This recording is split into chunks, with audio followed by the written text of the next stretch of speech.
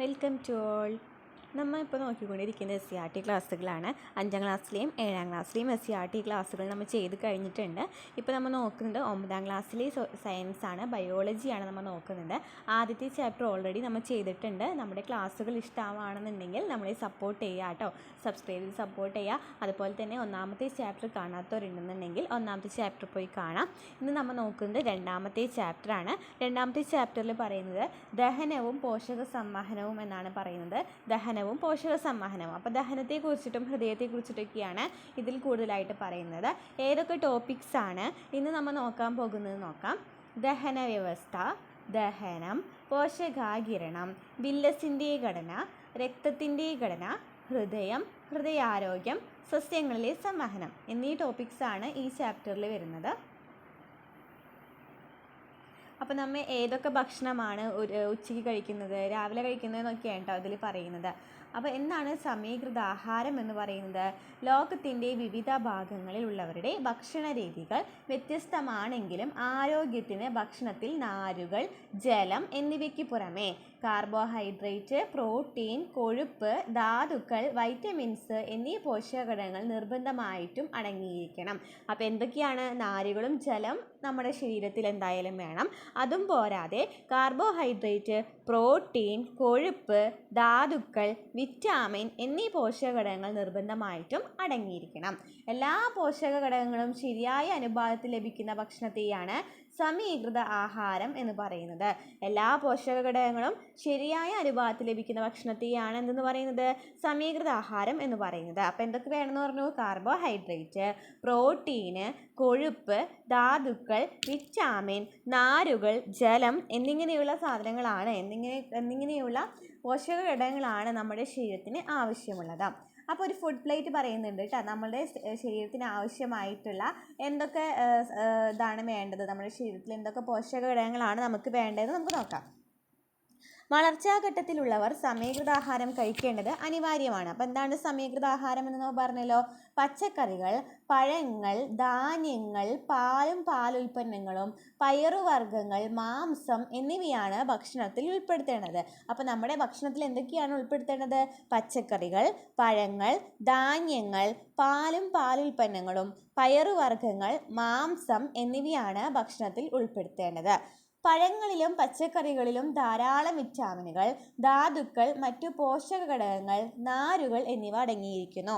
അപ്പോൾ എന്താണ് പറയുന്നത്? പഴങ്ങളിലും പച്ചക്കറികളിലും എന്തൊക്കെയാണുള്ളത്? വൈറ്റമിൻസ്, ധാതുക്കൾ, മറ്റു പോഷക ഘടകങ്ങൾ, നാരുകൾ എന്നിവ അടങ്ങിയിരിക്കുന്നു. ആരോഗ്യകരമായ ജീവിതത്തിന് ഫുഡ് പ്ലേറ്റ് എന്ന സങ്കല്പം സഹായകമാണ്. എന്താണ് ഫുഡ് പ്ലേറ്റ്? ഒരു പ്ലേറ്റിൻ്റെ പകുതി ഭാഗം പഴങ്ങളും പച്ചക്കറികളും. അപ്പോൾ എന്താണ് ഒരു ഫുഡ് പ്ലേറ്റിൽ ഉണ്ടാവേണ്ടത്? ഒരു പ്ലേറ്റിൻ്റെ പകുതി ഭാഗം പഴങ്ങളും പച്ചക്കറികളുമായിരിക്കണം. കാൽഭാഗം എന്തായിരിക്കണം? ധാന്യങ്ങളായിരിക്കണം. ബാക്കി കാൽഭാഗമോ പ്രോട്ടീൻ അടങ്ങിയ ഭക്ഷണങ്ങളും ആയിരിക്കണം വേണ്ടത്. അപ്പോൾ ഒരു പ്ലേറ്റ് എന്ന് വെച്ചാൽ എന്താണ്? നമ്മൾ ഒരു പ്ലേറ്റിൽ എന്തൊക്കെ ഉൾപ്പെടുത്തണമെന്നാണ് പറയുന്നത്. ഇതൊന്നും നമ്മൾ ചെയ്യുന്നില്ല അല്ലേ? അപ്പോൾ ഒരു പ്ലേറ്റിൽ എന്തൊക്കെ വേണം? ഒരു ഹാഫ് ഭാഗം പഴങ്ങളും പച്ചക്കറികളായിരിക്കണം. അതുപോലെ തന്നെ കാൽഭാഗം ധാന്യങ്ങളായിരിക്കണം. കാൽഭാഗം പ്രോട്ടീൻ അടങ്ങിയ ഭക്ഷണങ്ങളായിരിക്കണം. പിന്നെ ഒരു ഗ്ലാസ് പാലോ പാലുൽപ്പന്നങ്ങൾ അടങ്ങിയതാണ് എന്തെന്ന് പറയുന്നത്? ഒരു ഫുഡ് പ്ലേറ്റ് എന്ന് പറയുന്നത്. ജങ്ക് ഫുഡിൻ്റെ ഉപയോഗം ഇന്ന് കുട്ടികളിൽ കൂടി വരുന്നുണ്ട്. ഇത്തരം ഭക്ഷണങ്ങളിൽ കലോറി കൂടുതലും പോഷകമൂല്യം കുറവുമാണ്. അപ്പോൾ ഈ ജങ്ക് ഫുഡ്സിലെ നമ്മൾ പുറത്ത് വാങ്ങിക്കുന്ന ഫുഡ്സ് എന്ന് പറയുന്നത് എന്താണ്? കലോറി കൂടുതലാണ്, എന്നാൽ എന്താണ്? പോഷകമൂല്യം കുറവാണ്. ഇത് പോഷകക്കുറവിന് കാരണമാവുകയും മറ്റു ആരോഗ്യ പ്രശ്നങ്ങൾ ഉണ്ടാക്കുകയും ചെയ്യുന്നു. പ്രഭാത ഭക്ഷണം കഴിക്കാതിരിക്കുന്നത് കുട്ടികളിൽ സർവ്വസാധാരണമാണ് അല്ലേ? രാവിലത്തെ ഭക്ഷണം കഴിക്കാതിരിക്കുന്ന കുട്ടികളിൽ സർവ്വസാധാരണമാണ്. ഇത് ക്ഷീണം, ഉറക്കം തൂങ്ങൽ, പഠനത്തിൽ ശ്രദ്ധയില്ലായ്മ, മറവി തുടങ്ങിയ പല പ്രശ്നങ്ങളും ഉണ്ടാക്കുന്നുണ്ട്. അപ്പോൾ എന്തൊക്കെയാണ് ഉണ്ടാക്കുന്നത്? ക്ഷീണം, ഉറക്കം തൂങ്ങൽ, പഠനത്തിന് ശ്രദ്ധയില്ലായ്മ, മറവി തുടങ്ങിയ പല പ്രശ്നങ്ങളും ഉണ്ടാക്കുന്നുണ്ട് ശരിയായിട്ടുള്ള ആഹാരം കഴിക്കാത്തത് കൊണ്ട് അല്ലേ? അപ്പോൾ എന്താണ് ഫുഡ് പ്ലേറ്റ് എന്ന് നമുക്ക് മനസ്സിലായല്ലോ. ഒരു ഫുഡ് പ്ലേറ്റിൽ നമുക്ക് എല്ലാ സംഭവങ്ങളും അല്ലേ? കാർബോഹൈഡ്രേറ്റ്സും പ്രോട്ടീൻസും ധാന്യങ്ങളെല്ലാം വേണം. അപ്പോൾ അത് എത്രയാണ് അളവിൽ എന്ന് പറയുന്നുണ്ട്? ഹാഫ് ഭാഗം പഴങ്ങളും പച്ചക്കറികളായിരിക്കണം. അതുപോലെ തന്നെ കാൽഭാഗം എന്താണെന്ന് പറഞ്ഞു? പ്രോട്ടീൻസ് ആയിരിക്കണം. ഒരു കാൽഭാഗം എന്ന് പറയുന്നത് ധാതുക്കളായിരിക്കണം. പിന്നെ എന്താണ് പറയുന്നത്? ഒരു ഗ്ലാസ് പാലോ അല്ലെങ്കിൽ പാലുൽപ്പന്നങ്ങൾ എന്തെങ്കിലും വേണം എന്ന് പറയുന്നുണ്ട്. പിന്നെ എന്താ പറഞ്ഞത്? രാവിലെ നന്നായിട്ട് ഭക്ഷണം കഴിക്കണം എന്ന് പറയുന്നുണ്ട്. അപ്പോൾ ഇതൊക്കെയാണ് ഫുഡ് പ്ലേറ്റ് എന്നതുകൊണ്ട് അർത്ഥമാക്കുന്നത്. ഇനി കുട്ടികളിലെ ആരോഗ്യ പ്രശ്നങ്ങളെ കുറിച്ചിട്ടൊരു സെമിനാർ തയ്യാറാക്കാൻ ഇവിടെ പറയുന്നുണ്ട്. അപ്പോൾ നമുക്ക് എങ്ങനെയാണ് എങ്ങനെയാണ് ഓരോ അമീബയിലാണെങ്കിലും ഹൈഡ്രയിലാണെങ്കിലും പോഷകഘടകങ്ങൾ എങ്ങനെയാണ് എത്തുന്നതെന്നൊക്കെ നമുക്ക് നോക്കാം. ഏകകോശ ജീവിയായ അമീബയിലെയും ബഹുകോശ ജീവി, അപ്പോൾ ഏകകോശ ജീവിയാണ് അമീബ എന്ന് പറയുന്നത്, ബഹുകോശ ജീവിയാണ് എന്തെന്ന് പറയുന്നത്, ഹൈഡ്ര എന്ന് പറയുന്നത്. ഏകകോശ ജീവിയാണ് അമീബ, ബഹുകോശ ജീവിയാണ് ഹൈഡ്ര അല്ലേ. ലഘുഘടനയുള്ള ജീവികളിൽ നിന്നും സങ്കീർണ ഘടനയുള്ള ജീവികളിലേക്ക് പോകുന്തോറും പോഷണ പ്രക്രിയ സങ്കീർണമാകുന്നു. അപ്പോൾ അമീബയിൽ എങ്ങനെയാണ് നടക്കുന്നത്, അമീബയിലും ഹൈഡ്രയിലും എങ്ങനെയാണ് പോഷകഘടകങ്ങൾ ആഗിരണം ചെയ്യുന്നതെന്നാണ് പറയുന്നത്. അപ്പോൾ അമീബയിൽ എങ്ങനെയാണ്, അമീബയിൽ ആഹാര വസ്തുവിനടുത്ത് എന്താണ് സംഭവിക്കുന്നത്, നമുക്ക് ഈ ഒരു ഭാഗിലെ ഈ അമീബയുടെയും ഹൈഡ്രയിലത്തെയും കാര്യമില്ല, ഇത് രണ്ടും നമുക്ക് അങ്ങനെ അധികം ക്വസ്റ്റ്യൻസ് ചോദിച്ച് കണ്ടിട്ടില്ല. പക്ഷേ SCERT ആയ കാരണം നമുക്കൊന്നും പറയാനായിട്ട് പറ്റില്ല. അമീബയും ഹൈഡ്രയും നമുക്ക് വേണമെന്നുണ്ടെങ്കിൽ ക്വസ്റ്റ്യൻസ് ചോദിക്കാം അല്ലേ, ജീവികളിലെ പോഷണമൊക്കെ ചോദിക്കാനായിട്ട് ചാൻസ് ഉണ്ട്. നമുക്കത് തീരെ ക്വസ്റ്റ്യൻസ് അധികം ചോദിക്കാത്ത കാരണം നമുക്ക് ഇവിടെ നിന്നും ക്വസ്റ്റ്യൻസ് ചോദിക്കാം. ഇപ്പോൾ നമ്മൾ SCERT-ലാണെന്നുണ്ടെങ്കിൽ ഓരോ വൺ ബൈ പോയിന്റ് എല്ലാ പോയിന്റ്സും ഇമ്പോർട്ടൻ്റ് ആണ് കേട്ടോ. അപ്പോൾ നമ്മൾ ഇത് ഇല്ലല്ലോ SCERT നമ്മുടെ സിലബസ് ഇല്ലല്ലോ എന്ന് വിചാരിച്ചിട്ട് കാര്യമില്ല, സിലബസിൽ നിന്നും പുറത്തുനിന്നും ക്വസ്റ്റ്യൻസ് ചോദിക്കുന്നുണ്ട്. അപ്പോൾ നമുക്ക് നോക്കാം അമീബയിൽ എങ്ങനെയാണ്. അമീബം എന്ത് സംഭവിക്കുകയാണ്, ആഹാര വസ്തുവിന് അടുത്തെത്താണ് അല്ലേ, അമീബ എന്ന് പറയുന്നത് ആഹാര വസ്തുവിന് അടുത്തെത്താണ്. കപടപാദങ്ങൾ ഉപയോഗിച്ച് ആഹാരത്തെ കോശത്തിനുള്ളിലാക്കുന്നു. അപ്പോൾ എന്താണ്, അമീബയിൽ എന്തുണ്ട്, ഒരു കപടപാദം ഉണ്ട് അല്ലേ, ഈ കപടപാദത്തിനുള്ളിൽ വെച്ച് എന്താണ് ഈ ആഹാരത്തെ കോശത്തിനുള്ളിലാക്കി മാറ്റാണ് ചെയ്യുന്നത്. ആഹാരം പിന്നെ എവിടേക്ക് എത്താണ് ചെയ്യുന്നത്, ആഹാരം ഫുഡ് വാക്യൂളിനുള്ളിലെ, ഫുഡ് വാക്യൂൾ കണ്ട അങ്ങനെ ഒരു വട്ടത്തില്ലേ, അപ്പോൾ ഈ ഫുഡ് വാക്യൂളിനുള്ളിൽ എവിടേക്ക് എത്തി, ആഹാരം ഫുഡ് വാക്യൂളിനുള്ളിൽ എത്തി. അങ്ങനെ അവിടെ എന്ത് സംഭവിക്കുകയാണ്, എൻസൈംസിലെ നമ്മുടെ ശരീരത്തിലേക്ക് ഒരു ആഹാരം എന്തെങ്കിലും നമ്മുടെ ശരീരത്തിൽ എത്താണെന്നുണ്ടെങ്കിൽ അവിടെ എന്ത് സംഭവിക്കും, എൻസൈംസ് പ്രവർത്തിക്കില്ല. അപ്പോൾ അതുപോലെ തന്നെ എൻസൈംസുകൾ എവിടെ പ്രവർത്തിക്കുന്നുണ്ട്, അമീബയിലും പ്രവർത്തിക്കുന്നുണ്ട്. അപ്പോൾ എൻസൈമുകൾ ആഹാരത്തെ ദഹിപ്പിക്കുന്നു, കോശാന്തരിക ദഹനം എന്നാണ് അതിനെ പറയുന്നത്. അപ്പോൾ എങ്ങനെ എൻസൈംസ് വന്നിട്ട് നോക്കിയേ, ആ ഫുഡ് എന്ന് പറയുന്നത് ദഹിച്ചു അല്ലേ, ദഹിച്ചോടെ കാണുന്നില്ല, നമുക്ക് റെഡ് കളറിലുള്ളതാണ് ഫുഡ് എന്ന് പറയുന്നത്. അവശിഷ്ടങ്ങൾ കോശോപരിതലത്തിലൂടെ പുറന്തള്ളുന്നു അല്ലേ, വിസർജനം നടക്കുന്നത് എങ്ങനെയാണ്, കോശോപരിതലത്തിലൂടെയാണ് പുറന്തള്ളുന്നത് അമീബയിൽ. അപ്പോൾ അമീബയിൽ നമ്മൾ എന്താ പറഞ്ഞത്, അമീബയിൽ ആദ്യം തന്നെ ആഹാര വസ്തുവിനടുത്തേക്ക് എത്തി അമീബ, അങ്ങനെ കപടപാദങ്ങൾ ഉപയോഗിച്ചിട്ട് ആഹാരം കോശത്തിലേക്ക് എത്തി, ആഹാരം ഫുഡ് വാക്യൂളിനുള്ളിലെത്തി, അങ്ങനെ എൻസൈംസ് പ്രവർത്തിച്ചിട്ട് അതിനെ ദഹിപ്പിച്ചു, അതിനുശേഷം കോശോപരിതലത്തിലൂടെ പുറന്തള്ളുന്നു. ഇനി എങ്ങനെയാണ് ഹൈഡ്രയിൽ നടക്കുന്നത്, ഹൈഡ്രയിൽ എങ്ങനെയാണ് നടക്കുന്നത്, ഹൈഡ്രയിൽ ടെൻഡിക്കിളുകളുടെ സഹായത്താൽ ഇരയെ മരവിപ്പിച്ചിട്ട് വായ്ക്കുള്ളിലാക്കുകയും ശരീര അറയിൽ എത്തിക്കുകയും ചെയ്യുന്നു. അപ്പോൾ ഇതിനെന്താണ് സംഭവിക്കുന്നത്, ഈ ടെൻഡിക്കിൾ എന്ന് പറയുന്ന സംഭവത്തിൻ്റെ സഹായത്താലാണ് ഇരയെ മരവിപ്പിച്ചിട്ട് വായ്ക്കുള്ളിലാക്കുന്നത്. അങ്ങനെ വായ്ക്കുള്ളിലാക്കിയതിന് ശേഷം അതിനെന്ത് സംഭവിക്കും, ശരീര അറയിലേക്ക് അത് എത്തിക്കുകയാണ് ചെയ്യുന്നത്. ശരീര അറയുടെ ഉൾഭിത്തിയിലെ കോശങ്ങൾ ഉൽപ്പാദിപ്പിക്കുന്ന എൻസൈമുകളുടെ പ്രവർത്തനത്താൽ ശരീര അറയിൽ വെച്ച് ദഹനം ആരംഭിക്കുന്നു. അപ്പോൾ എൻസൈംസുകളുടെ സഹായത്താൽ അവിടെ എന്ത് സംഭവിക്കുന്നു, ദഹനം ആരംഭിക്കുന്നു. ഇതിനെ പറയുന്നത് എന്താണ്, കോശബാഹ്യദഹനം എന്നാണ് പറയുന്നത്. അങ്ങനെ കോശത്തിനുള്ളിൽ എത്തുന്ന ഭാഗികമായി ദഹിച്ച ഘടകങ്ങളെ ഫുഡ് വാക്യൂളിലെ എൻസൈമുകൾ പൂർണ്ണമായും ദഹിപ്പിക്കുന്നു. അപ്പോൾ ബാഹ്യദഹനം കഴിഞ്ഞു, ഇനി ആന്തരിക ദഹനം. ഇവിടെ രണ്ട് ദഹനമാണ് നടക്കുന്നത്, ബാഹ്യദഹനവും കോശാന്തരിക ദഹനവും. കോശീയ ബാഹ്യദഹനത്തിൽ എന്ത് സംഭവിച്ചു, പകുതി ഭാഗമാണ് ദഹിപ്പിച്ചത്. കോശാന്തരിക ദഹനത്തിലോ എന്താണ്, പൂർണ്ണമായിട്ടും ദഹിപ്പിക്കുകയാണ് ചെയ്യുന്നത്. അങ്ങനെ അവശിഷ്ടങ്ങൾ വായിലൂടെ പുറന്തള്ളുന്നു. അങ്ങനെ എന്ത് സംഭവിക്കുകയാണ്, അവശിഷ്ടങ്ങൾ വായിലൂടെ പുറന്തള്ളുകയാണ് ചെയ്യുന്നത്. അപ്പോൾ മനസ്സിലായല്ലോ എന്താണ് ഹൈഡ്രയിൽ നടക്കുന്നത്. ഹൈഡ്ര ടെൻഡിക്കിളുകളുടെ സഹായത്താൽ ഇരയെ മരവിപ്പിച്ച് വായ്ക്കുള്ളിലാക്കുകയും ശരീര അറയിലെത്തിക്കുകയും ചെയ്യുന്നു. ശരീര അറയുടെ ഉൾഭിത്തിയിലെ കോശങ്ങൾ ഉൽപ്പാദിപ്പിക്കുന്ന എൻസൈമുകളുടെ പ്രവർത്തനത്താൽ ശരീര അറയിൽ വെച്ച് ദഹനം ആരംഭിക്കുന്നു. ഇതിനെ എന്ന് പറയും, കോശീയ ബാഹ്യദഹനം എന്ന് പറയുന്നു. ഇനി കോശാന്തരിക ദഹനം എന്ന് വെച്ചാൽ എന്താണ്, കോശത്തിനുള്ളിൽ എത്തുന്ന ഭാഗികമായി ദഹിച്ച ഘടകങ്ങളെ ഫുഡ് വാക്യൂളിലെ എൻസൈമുകൾ പൂർണ്ണമായും ദഹിപ്പിക്കുന്നു. അതിനെ കോശാന്തരിക ദഹനം എന്ന് പറയുന്നു. അതിനുശേഷം അവശിഷ്ടങ്ങളൊക്കെ എന്ത് സംഭവിക്കുകയാണ്, വായിലൂടെ പുറന്തള്ളുകയാണ്. ഇങ്ങനെയാണ് അമീബയിലെയും അതുപോലെ തന്നെ ഹൈഡ്രയിലെയും പോഷണങ്ങൾ നടക്കുന്നത്. ഏകകോശ ജീവിയായ അമീബയിൽ നിന്ന് ലഘുഘടനയിലുള്ള ബഹുകോശ ജീവിയായ ഹൈഡ്രയിലേക്ക് എത്തുമ്പോൾ കോശാന്തരിക ദഹനത്തിന് പുറമെ കോശബാഹ്യ ദഹനം കൂടി നടക്കുന്നുണ്ട് അല്ലേ.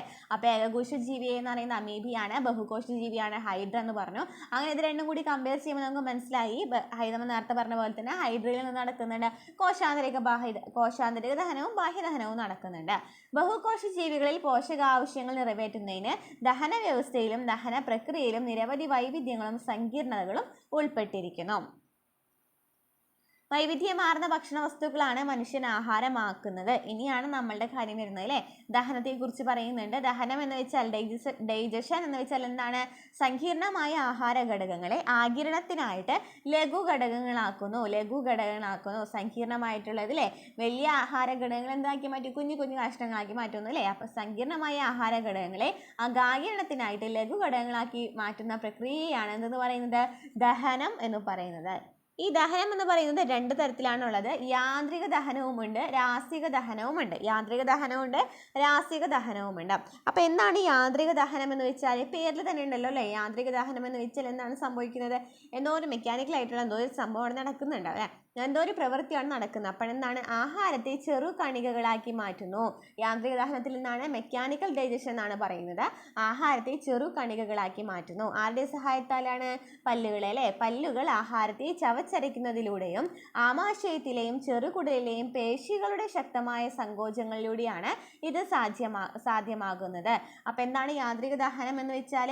പല്ലിന്റെ സഹായത്താൽ ചവച്ചരയ്ക്കുന്നു. അതുപോലെ തന്നെ ചെറുകുടലിലെയും ആമാശയത്തിലെയും പേശികളുടെ സങ്കോചങ്ങളിലൂടെയും കൂടിയും എന്ത് സംഭവിക്കാണ്? ആഹാരത്തെ ചെറു കണികകളാക്കി മാറ്റാണ് അല്ലെ. സങ്കീർണമായിട്ടുള്ള ആഹാരത്തെ ചെറു കണികകളാക്കി മാറ്റുന്ന പ്രക്രിയയാണ് യാന്ത്രിക ദഹനം എന്ന് പറയുന്നത്. അപ്പൊ എന്താണ് രാസിക ദഹനം എന്ന് പറയുന്നത്? രാസിക എന്ന് വെച്ചാൽ എന്തോ രാസപ്രവർത്തനം നടക്കുന്നുണ്ടെന്ന് ആലോചിക്കാം. ദഹനരസങ്ങളിലെ എൻസൈമുകളുടെ പ്രവർത്തനത്താൽ സങ്കീർണമായ പോഷകഘടകങ്ങൾ ആഗിരണയോഗ്യമായ ലഘുഘടകങ്ങളായിട്ട് മാറുന്നു. അപ്പോൾ ഇവിടെ എന്താണ്? എൻസൈംസ് ആണ് അല്ലേ ഇവിടെ ഇമ്പോർട്ടൻ്റ്. രാസിക ദഹനം അല്ലെങ്കിൽ കെമിക്കൽ ഡൈജഷൻ എന്ന് വെച്ചാൽ ദഹനരസങ്ങളിലെ എൻസൈമുകളുടെ പ്രവർത്തനത്താൽ സങ്കീർണമായ പോഷകഘടകങ്ങൾ ആഗിരണയോഗ്യമായ ലഘുഘടകങ്ങളായിട്ട് മാറുന്നു. ക്ലിയർ ആയല്ലോ. അപ്പോൾ ദഹനം എന്ന് വെച്ചാൽ ചെറുകണികളാക്കി മാറ്റാണ്. ഇത് രണ്ട് രീതിയിലുണ്ട്, യാന്ത്രിക ദഹനമെന്നും രാസിക ദഹനമെന്നും. യാന്ത്രിക ദഹനം എന്ന് വെച്ചാൽ എന്താ പറഞ്ഞത്? നമ്മെ പല്ലിൻ്റെയും അതുപോലെ തന്നെ ആമാശയത്തിലെയും ചെറുകുടലിലെയും പേശികളുടെ സഹായത്തോടു കൂടിയും ആഹാരത്തെ ചെറുകണികകളാക്കിയിട്ട് മാറ്റുന്നു. രാസിക ദഹനം എന്ന് വെച്ചാൽ എന്താണ്? എൻസൈമുകളുടെ പ്രവർത്തനത്താലാണ് ചെറുകണികകളാക്കിയിട്ട് മാറ്റുന്നത്. ഓക്കെ ആണല്ലോ. അപ്പോൾ യാന്ത്രിക ദഹനം നടക്കുന്ന ഭാഗങ്ങൾ ഏതെല്ലാമാണ്? നമ്മുടെ വായു അല്ലേ, വായു അതുപോലെ തന്നെ എന്താണ്? ചെറുകുടല്, വൻകുടല്, വായു കഴിഞ്ഞാൽ പിന്നെ എന്താണ്? ആമാശയം ഉണ്ട് അല്ലേ, ആമാശയം സ്റ്റമക്ക് അല്ലേ. അതിനുശേഷം എന്താണ്? ചെറുകുടല്, വൻകുടല് എന്ന് പറയുന്ന ഇമ്പോർട്ടൻസ് ആയിട്ടുള്ള ഭാഗങ്ങളൊക്കെ നമ്മൾ മുൻ ചാപ്റ്റേഴ്സിലൊക്കെ പഠിച്ചിട്ടുണ്ട്. ഇതിനേക്കാളും ഡീറ്റെയിൽ ആയിട്ട് പഠിക്കുന്നുണ്ട് വരുന്നുണ്ട്. ഇനി നമ്മൾ പശുവിനെ കുറിച്ച് പറയുന്നുണ്ട്. പശുവിൻ്റെ അയവിറക്കലിന് പിന്നിൽ എന്താണ് സംഭവിക്കുന്നതെന്ന് അല്ലേ. അപ്പോൾ പശു എന്ന് പറയുന്ന ആള് എന്താണ് ചെയ്യുന്നത്, അല്ലെങ്കിൽ എന്തൊക്കെയുണ്ട് പശുവിനെന്ന് പറയുന്നത്? ഈ ദഹനത്തിന് വേണ്ടി എന്തൊക്കെ സഹായിക്കുന്നുണ്ടെന്നാണ് പറയുന്നത്. വിശ്രമിക്കുമ്പോൾ പശുക്കൾ തുടർച്ചയായിട്ട് ചവയ്ക്കുന്നു അല്ലേ. അവരെന്താണ്? ആഹാരം സ്റ്റോർ ചെയ്യുന്നുണ്ട്. അത് കാരണം കുറച്ച് നേരത്തിന് ശേഷം എന്ത് സംഭവിക്കുകയാണ്? അവിടെ നമ്മൾ പുല്ലില്ലാന്നുണ്ടെങ്കിൽ ഇപ്പോൾ പുല്ലിനെ അവിടെ കൊണ്ട് നിർത്തി കിട്ടിയിട്ടുണ്ടെന്നുണ്ടെങ്കിലും കുറച്ച് കഴിഞ്ഞാലും എന്താണ്? ചവച്ചരയ്ക്കുന്നത് കാണാം. അപ്പോൾ എങ്ങനെയാണ്, എന്ത് കഴിച്ചിട്ടാണ് അവർ ചവച്ചരയ്ക്കുന്നതെന്ന് ഡൗട്ട് തോന്നാം. അപ്പോൾ അതെന്താണ് കാരണം എന്നാണ് ഇവിടെ പറയുന്നത്. ഇവയുടെ ആമാശയത്തിന് 4 അറകളാണ്. പശുക്കളുടെയൊക്കെ ആമാശയത്തിന് എത്ര അറകളാണുള്ളത്? 4 അറകളാണുള്ളത്. ഏതൊക്കെയാണ് അറകൾ? Rumen, reticulum, omasum, abomasum. എന്തൊക്കെയാണ്? റൂമൻ, റെറ്റിക്കുലം, ഒമാസം, അപമാസം എന്ന് പറയുന്ന 4 അറകളാണ് ആർക്കുള്ളത്? പശുക്കൾക്കുള്ളത്. ഇനി ആഹാരത്തിലെ സെല്ലുലോസ്, ഹെമിസെല്ലുലോസ് മുതലായ ഘടകങ്ങളെ റൂമനിലും റെറ്റിക്കുലത്തിലുമുള്ള സൂക്ഷ്മജീവികൾ ഉൽപ്പാദിപ്പിക്കുന്ന എൻസൈമുകൾ വിഘടിപ്പിക്കുന്നു. അപ്പോൾ എന്താണ് പറഞ്ഞത്? ആഹാരത്തിലെ സെല്ലുലോസ്, ഹെമിസെല്ലുലോസ് മുതലായ ഘടകങ്ങൾ അല്ലേ. സെല്ലുലോസ് നമുക്കറിയാം, പശു കഴിക്കുന്ന എപ്പോഴും സസ്യങ്ങളായിരിക്കും. സസ്യങ്ങളിൽ എന്താണുള്ളത്? സെല്ലുലോസ് ആണുള്ളത്. അപ്പോൾ ഈ സെല്ലുലോസും ഹെമിസെല്ലുലോസും ആരാണ്? ഏത് 2 അറകളാണ്? റൂമനിലും റെറ്റിക്കുലത്തിലുള്ള സൂക്ഷ്മജീവികൾ ഉൽപ്പാദിപ്പിക്കുന്ന എൻസൈമുകളാണ് വിഘടിപ്പിക്കുന്നത്. റൂമനിൽ താൽക്കാലികമായി സംഭരിക്കുന്ന ഈ ആഹാരം തിരികെ വായിലെത്തി വീണ്ടും ചവച്ചരിക്കപ്പെടുന്നതോടെ ദഹന പ്രക്രിയ കൂടുതൽ കാര്യക്ഷമമാകുന്നു. അപ്പോൾ റൂമനിലെത്തിയ എൻസൈംസ് ആണ് ആദ്യം തന്നെ വിഘടിപ്പിക്കുന്നത്. അതിനുശേഷം എന്താണ്? തിരിച്ച് വായിലേക്ക് എത്താണ് അല്ലേ, അല്ലെങ്കിൽ റൂമനിലേക്ക് എത്താണ് അല്ലേ. അപ്പോൾ എന്ത് സംഭവിക്കുകയാണ്? റൂമനിൽ നിന്നും വീണ്ടും വായിലേക്ക് എത്തുമ്പോൾ എന്ത് സംഭവിക്കുകയാണ്? വീണ്ടും ദഹന പ്രക്രിയ അവിടെ നടക്കുകയാണ് ചെയ്യുന്നത്. അങ്ങനെയാണ് ആഹാരം പശുക്കൾ എങ്ങനെയാണ് ചവയ്ക്കുന്നതെന്ന് പറയുന്നത്. ഓക്കെ ആണല്ലോ. ഇനി നമുക്ക് ഓരോ ഘടകങ്ങളും നോക്കാം. നമ്മളെ എങ്ങനെയാണ് ഭക്ഷണം ദഹിപ്പിക്കുന്നതിലേക്ക് എത്തുന്നതിനുള്ള സ്റ്റെപ്സ് നോക്കാം. ആദ്യം തന്നെ വായിലേക്കാണ് എത്തുന്നത്. എല്ലാവർക്കും അറിയാവുന്ന കാര്യമാണ്. ആദ്യം തന്നെ വായിലേക്ക് അല്ലേ, മൗത്തിലേക്കാണ് എത്തുന്നത് എന്നുള്ളത്.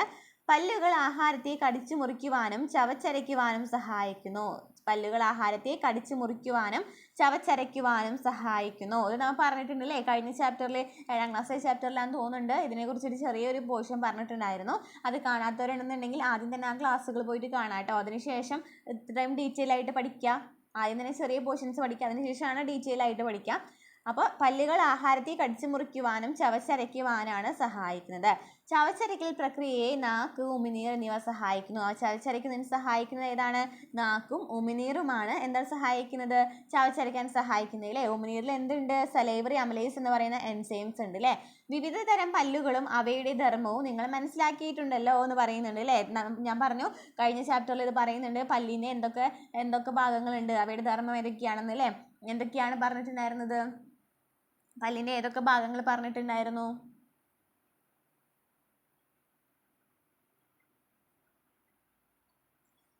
ചർവണകം, അഗ്രചർവണകം പോലെയുള്ള പറഞ്ഞിട്ടുണ്ടായിരുന്നല്ലോ അല്ലേ. അതൊന്ന് നോക്കി നോക്കാട്ടെ പോയിട്ട്. നമ്മൾ പഠിപ്പിച്ചിട്ടുള്ള സംഭവങ്ങളാണ്.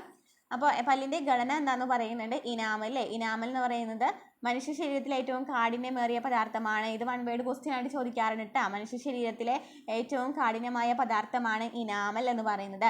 പല്ലിന്റെ പുറം കവചം നിർജീവമാണ്. പല്ലിന്റെ പുറം ഭാഗമാണ് ഇനാമൽ എന്ന് പറയുന്നത്. അത് നിർജീവമാണ് അല്ലേ, ജീവനില്ലാത്തതാണ് പല്ലിന്റെ ഇനാമൽ എന്ന് പറയുന്നത്. ഓക്കെ ആണല്ലോ. അപ്പോൾ ഇനാമൽ എന്ന് പറയുന്നത് മനുഷ്യ ശരീരത്തിലെ ഏറ്റവും കാഠിന്യമുള്ള പദാർത്ഥമാണ്. പല്ലിന്റെ പുറം കവചം നിർജീവമാണ്. ഇനി ഡെൻഡൈൻ എന്ന് വെച്ചാൽ എന്താണ്? പല്ല് നിർമ്മിച്ചിരിക്കുന്ന ജീവനുള്ള കല അല്ലേ. പല്ല് നിർമ്മിച്ചിരിക്കുന്ന ജീവനുള്ള കലയെയാണ് എന്തെന്ന് പറയുന്നത്?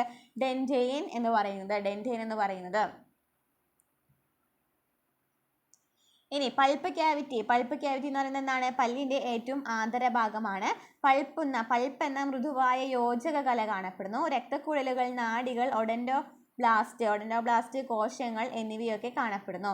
അപ്പോൾ എന്താണ് പറഞ്ഞത്? പൾപ്പ് ക്യാവിറ്റിയിൽ എന്താണ് കാണപ്പെടുന്നത്? രക്തക്കുഴല്, നാഡി, ഒഡൻഡോബ്ലാസ്റ്റ് കോശങ്ങൾ എന്നിവ കാണപ്പെടുന്നു. ഇതെന്ന് പറയുന്നത് പല്ലിന്റെ ഏറ്റവും ആന്തരഭാഗമാണ് അല്ലേ. ഇനി സിമന്റം എന്ന് പറയുന്നത് എന്താണ്? പല്ലിനെ മോണയിൽ ഉറപ്പിച്ച് നിർത്തുന്ന കാൽസ്യം അടങ്ങിയ യോജകലയാണ് സിമന്റം. പേരിലുണ്ട് അല്ലേ. സിമന്റ് എന്ന് വെച്ചാൽ ഉറപ്പിച്ച് നിർത്തുന്നതാണ്. അപ്പോൾ പല്ലിനെ മോണയിൽ ഉറപ്പിച്ച് നിർത്തുന്ന കാൽസ്യം അടങ്ങിയ യോജകലയാണ് സിമന്റം എന്ന് പറയുന്നത്. അപ്പോൾ നമ്മൾ പല്ലിന്റെ ഘടന പറഞ്ഞു അല്ലേ. ഇനാമൽ ഉണ്ട്. ഇനാമൽ എന്ന് പറയുന്നത് മനുഷ്യ ശരീരത്തിലെ തന്നെ ഏറ്റവും കാഠിന്യമേറിയ പദാർത്ഥമാണ്. അത് പുറം ഭാഗമാണ്. ഡെൻഡൈൻ എന്ന് വെച്ചാൽ പല്ല് നിർമ്മിച്ചിരിക്കുന്ന ജീവനുള്ള കലയാണ്. ഇനി പൾപ്പ് ക്യാവിറ്റി എന്ന് വെച്ചാൽ അതിൽ എന്തൊക്കെയുണ്ട്? രക്തക്കുഴലുകളൊക്കെ ഉണ്ട്. സിമൻ എന്ന് വെച്ചാൽ പല്ലിനെ മോണയിൽ ഉറപ്പിച്ച് നിർത്തുന്ന കാൽസ്യം അടങ്ങിയ യോജകലയാണ്. അപ്പോൾ പല്ലിനെ നമ്മൾ കുറിച്ച് പറഞ്ഞു. അതുപോലെ തന്നെ പല്ല് നമ്മൾ പറഞ്ഞു 4 ഭാഗങ്ങളുണ്ടെന്ന് പറഞ്ഞിട്ടുണ്ടായിരുന്നു അല്ലേ. കഴിഞ്ഞ ചാപ്റ്റേഴ്സിലൊക്കെ പറഞ്ഞിട്ടുണ്ടായിരുന്നു. ഏതൊക്കെ ഭാഗങ്ങളായിരുന്നു പറഞ്ഞത്? ഉളിപ്പല്ല്, കോമ്പല്ല്, ചർവണകം, അഗ്രചർവണകം എന്നീ 4 ഭാഗങ്ങളുണ്ടെന്ന് പറഞ്ഞു. അതുപോലെ തന്നെ അവിടെ എന്താ പറഞ്ഞത്? നമ്മൾ 2-1, 2-3 എന്ന് പറയുന്ന ഫോർമാറ്റ് ആണെന്ന് പറഞ്ഞു. അങ്ങനെയാണെന്നുണ്ടെങ്കിൽ ഇതിനെ ഇൻറ്റു 4 ചെയ്യുകയാണെങ്കിൽ, എല്ലാത്തിനോടും ഇൻറ്റു 4 ചെയ്യുകയാണെങ്കിൽ ഉളിപ്പല്ല്, കോമ്പല്ല്, ചർവണകം, അഗ്രചർവണകം അങ്ങനെ ഇൻറ്റു 4 ചെയ്യുകയാണെന്നുണ്ടെങ്കിൽ കറക്റ്റ് വാല്യൂസ് എത്രയാണെന്നുള്ളത് നമുക്ക് കിട്ടും. അതുപോലെ തന്നെ എന്താ പറഞ്ഞത്? ഉളിപ്പല്ല് എന്ന് പറയുന്നത് കടിച്ച് മുറിക്കാനാണ് സഹായിക്കുന്നത്. അതുപോലെ കോമ്പല്ല് കടിച്ച് കീറാനാണ് സഹായിക്കുന്നത്. അഗ്രചർവണകം ചവച്ചരയ്ക്കാനാണ് സഹായിക്കുന്നത് അല്ലേ. ഇതൊക്കെ നമ്മൾ പറഞ്ഞിട്ടുള്ള കാര്യം കേട്ടോ. ഇനി നമുക്ക് ആമാശയം നോക്കാം. വായിൽ നിന്ന് നേരെ ആഹാരം എങ്ങോട്ടെത്താണ്? ആമാശയത്തിലേക്ക് എത്താണ്. അപ്പോൾ എന്താണ് സംഭവിക്കുന്നത്? ആമാശയ പേശികളുടെ ശക്തമായ പെരിസ്റ്റാൾസിസ് ആഹാരത്തെ കുഴമ്പ് രൂപത്തിലാക്കുന്നു. അപ്പോൾ ആമാശയ ഭിത്തികളിൽ എന്ത് സംഭവിക്കുന്നുണ്ട്? പെരിസ്റ്റാൾസിസ് എന്ന് പറയുന്ന തരംഗ രൂപത്തിലുള്ള ചലനം നടക്കുന്നുണ്ട്. ആ തരംഗ രൂപത്തിലുള്ള ചലനത്തെയാണ് പെരിസ്റ്റാൾസിസ് എന്ന് പറയുന്നത്. ഈ പെരിസ്റ്റാൾസിസ് ആണ് എന്ത് സംഭവിക്കുന്നത്? ആഹാരത്തെ കുഴമ്പ് രൂപത്തിലാക്കുന്നത്. ആമാശയത്തിന്റെ അവസാന ഭാഗത്തുള്ള പ്രത്യേകതരം വലയപേശി ആഹാരത്തെ മതിയായ സമയം ആമാശയത്തിൽ നിലനിർത്തുന്നു. അപ്പോൾ ആമാശയത്തിൽ എന്തുണ്ട്? ഒരു വലയപേശി ഉണ്ട് അല്ലേ. ഇത് കഴിഞ്ഞ ചാപ്റ്ററിൽ പറഞ്ഞിട്ടില്ല. അത് പുതിയൊരു വേർഡാണ് കേട്ടോ, വലയപേശി എന്ന് പറയുന്നത്. അപ്പോൾ ആമാശയത്തിൽ എന്തുണ്ട്? വലയപേശി എന്ന് പറയുന്നത് ഏറ്റവും അവസാന ഭാഗത്തുണ്ട്. അവിടെയാണ് ആഹാരം താൽക്കാലികമായിട്ട് കുറച്ച് നേരത്തേക്കെങ്കിലും സ്റ്റോർ ചെയ്യുന്നത് അല്ലേ. നമുക്കറിയാലോ ദഹനം കഴിയുന്നത് 2 മണിക്കൂറിന് ശേഷമാണ്. അപ്പോൾ എന്താണ് സംഭവിക്കുന്നത്? ഇവിടെ സ്റ്റോർ ചെയ്തിട്ടുണ്ടായിരിക്കില്ലേ ആഹാരം എന്ന് പറയുന്നത്. ഇനി ചെറുകുടൽ നേരെ ആമാശയത്തിൽ നിന്ന് എങ്ങോട്ട് എത്തിക്കുകയാണ്? ചെറുകുടലിലേക്ക് എത്താണ്. ചെറുകുടൽ എന്ന് പറയുന്നത് എന്താണ്? ചെറുകുടലിൽ നടക്കുന്ന പെരിസ്റ്റാൾസിസ്, സെഗ്മെന്റേഷൻ തുടങ്ങിയ യാന്ത്രിക പ്രവർത്തനങ്ങൾ ആഹാരത്തിന്റെ സഞ്ചാരം സുഗമമാക്കുന്നതിനും ആഹാരത്തെ ദഹനരസവുമായി കലർത്തുന്നതിനും സഹായിക്കുന്നു. അപ്പോൾ ചെറുകുടലിൽ നടക്കുന്നത് പെരിസ്റ്റാൾസിസ് അല്ലെങ്കിൽ സെഗ്മെന്റേഷൻ എന്ന് പറയുന്ന പ്രവർത്തനമാണ്. അവിടെ ആ പ്രവർത്തനങ്ങൾ വഴി ആഹാരത്തിന്റെ സഞ്ചാരം സുഗമമാക്കുന്നതിനും ആഹാരത്തെ ദഹനരസവുമായി കലർത്തുന്നതിനും സഹായിക്കുന്നു. അപ്പോൾ നമുക്ക് മനസ്സിലായി, ഇതിൽ നിന്ന് പല്ലിന്റെ ഘടന മനസ്സിലായി. അതുപോലെ തന്നെ എന്താണ്? വായു, ആമാശയം, ചെറുകുടൽ എന്നിവയുടെ യാന്ത്രിക ദഹനവും മനസ്സിലായി അല്ലേ. ഇമ്പോർട്ടൻറ്റ് ഭാഗമാണ്. മനസ്സിലായല്ലോ അല്ലേ എല്ലാവർക്കും? മനസ്സിലായെന്നുണ്ടെങ്കിൽ കമൻറ്റ് ചെയ്യട്ടോ. ഇനി എന്താണ് വിഴുങ്ങൽ എന്ന് പറയുന്നത്? അപ്പോൾ നമ്മൾ ദഹിപ്പിച്ചു അല്ലേ? അപ്പോൾ ഇനി വിഴുങ്ങൽ എങ്ങനെയാണ് നടക്കുന്നത് എന്നാണ് പറയുന്നത്. വിഴുങ്ങുമ്പോൾ ആഹാരം എന്തുകൊണ്ടാണ് ശ്വാസനാളത്തിലേക്ക് പ്രവേശിക്കാത്തതെന്ന് പറയുന്നുണ്ട്. അതെന്ത് കാരണമാണെന്ന് പറഞ്ഞു വരുന്നുണ്ട് കേട്ടോ ഇവിടെ. അപ്പോൾ നോക്കാം, ഇവിടെ നോക്കിയേ, എപ്പിഗ്ലോട്ടിസും ചെറുനാക്ക് എന്നിവയുടെ സ്ഥാനം പ്രവർത്തനം നോക്കാൻ പറഞ്ഞിട്ടുണ്ട്. നോക്കിയേ, ഭക്ഷണം നൽകിയിട്ടുണ്ട്, അതുപോലെ തന്നെ നാക്ക് നൽകിയിട്ടുണ്ട് അല്ലേ? ഇതാണ് നാക്ക് എന്ന് പറയുന്നത്. പിന്നെ അണ്ണാക്ക് നൽകിയിട്ടുണ്ട്, ചെറുനാക്ക് നൽകിയിട്ടുണ്ട്. ചെറുനാക്ക് ഇമ്പോർട്ടൻ്റ് ഉണ്ട്, ആ വേർഡ് ഒന്ന് പഠിച്ചു വെക്കുക, ഒന്ന് നോക്കി വെക്കിട്ടെ. നമുക്ക് ഇനി പറയുന്നുണ്ട് ചെറുനാക്ക് എന്ന് പറയുന്നത് എന്താണ്. അതുപോലെ തന്നെ ഗ്രസനി നോക്കുക, ഗ്രസനി. എപ്പിഗ്ലോട്ടിസ് നോക്കുക, എപ്പിഗ്ലോട്ടിസ് ഇമ്പോർട്ടൻ്റ് ആണ്, അതെന്താണെന്ന് നോക്കാം. അതുപോലെ തന്നെ അന്നനാളം അല്ലേ? അന്നനാളം, നേരെ അന്നനാളം വഴിയാണല്ലോ ആമാശയത്തിലേക്ക് ആഹാരം എത്തുന്നത് അല്ലേ? ഇനി ശ്വാസനാളം നൽകിയിട്ടുണ്ട് അല്ലേ? ശ്വാസനാളം നൽകിയിട്ടുണ്ട്. അപ്പോൾ നമുക്ക് എന്ത് കാരണമാണ് ശ്വാസനാളത്തിലേക്ക് ആഹാരം നേരെ കടത്തും പോകാത്തതെന്നാണ് പറയുന്നത്.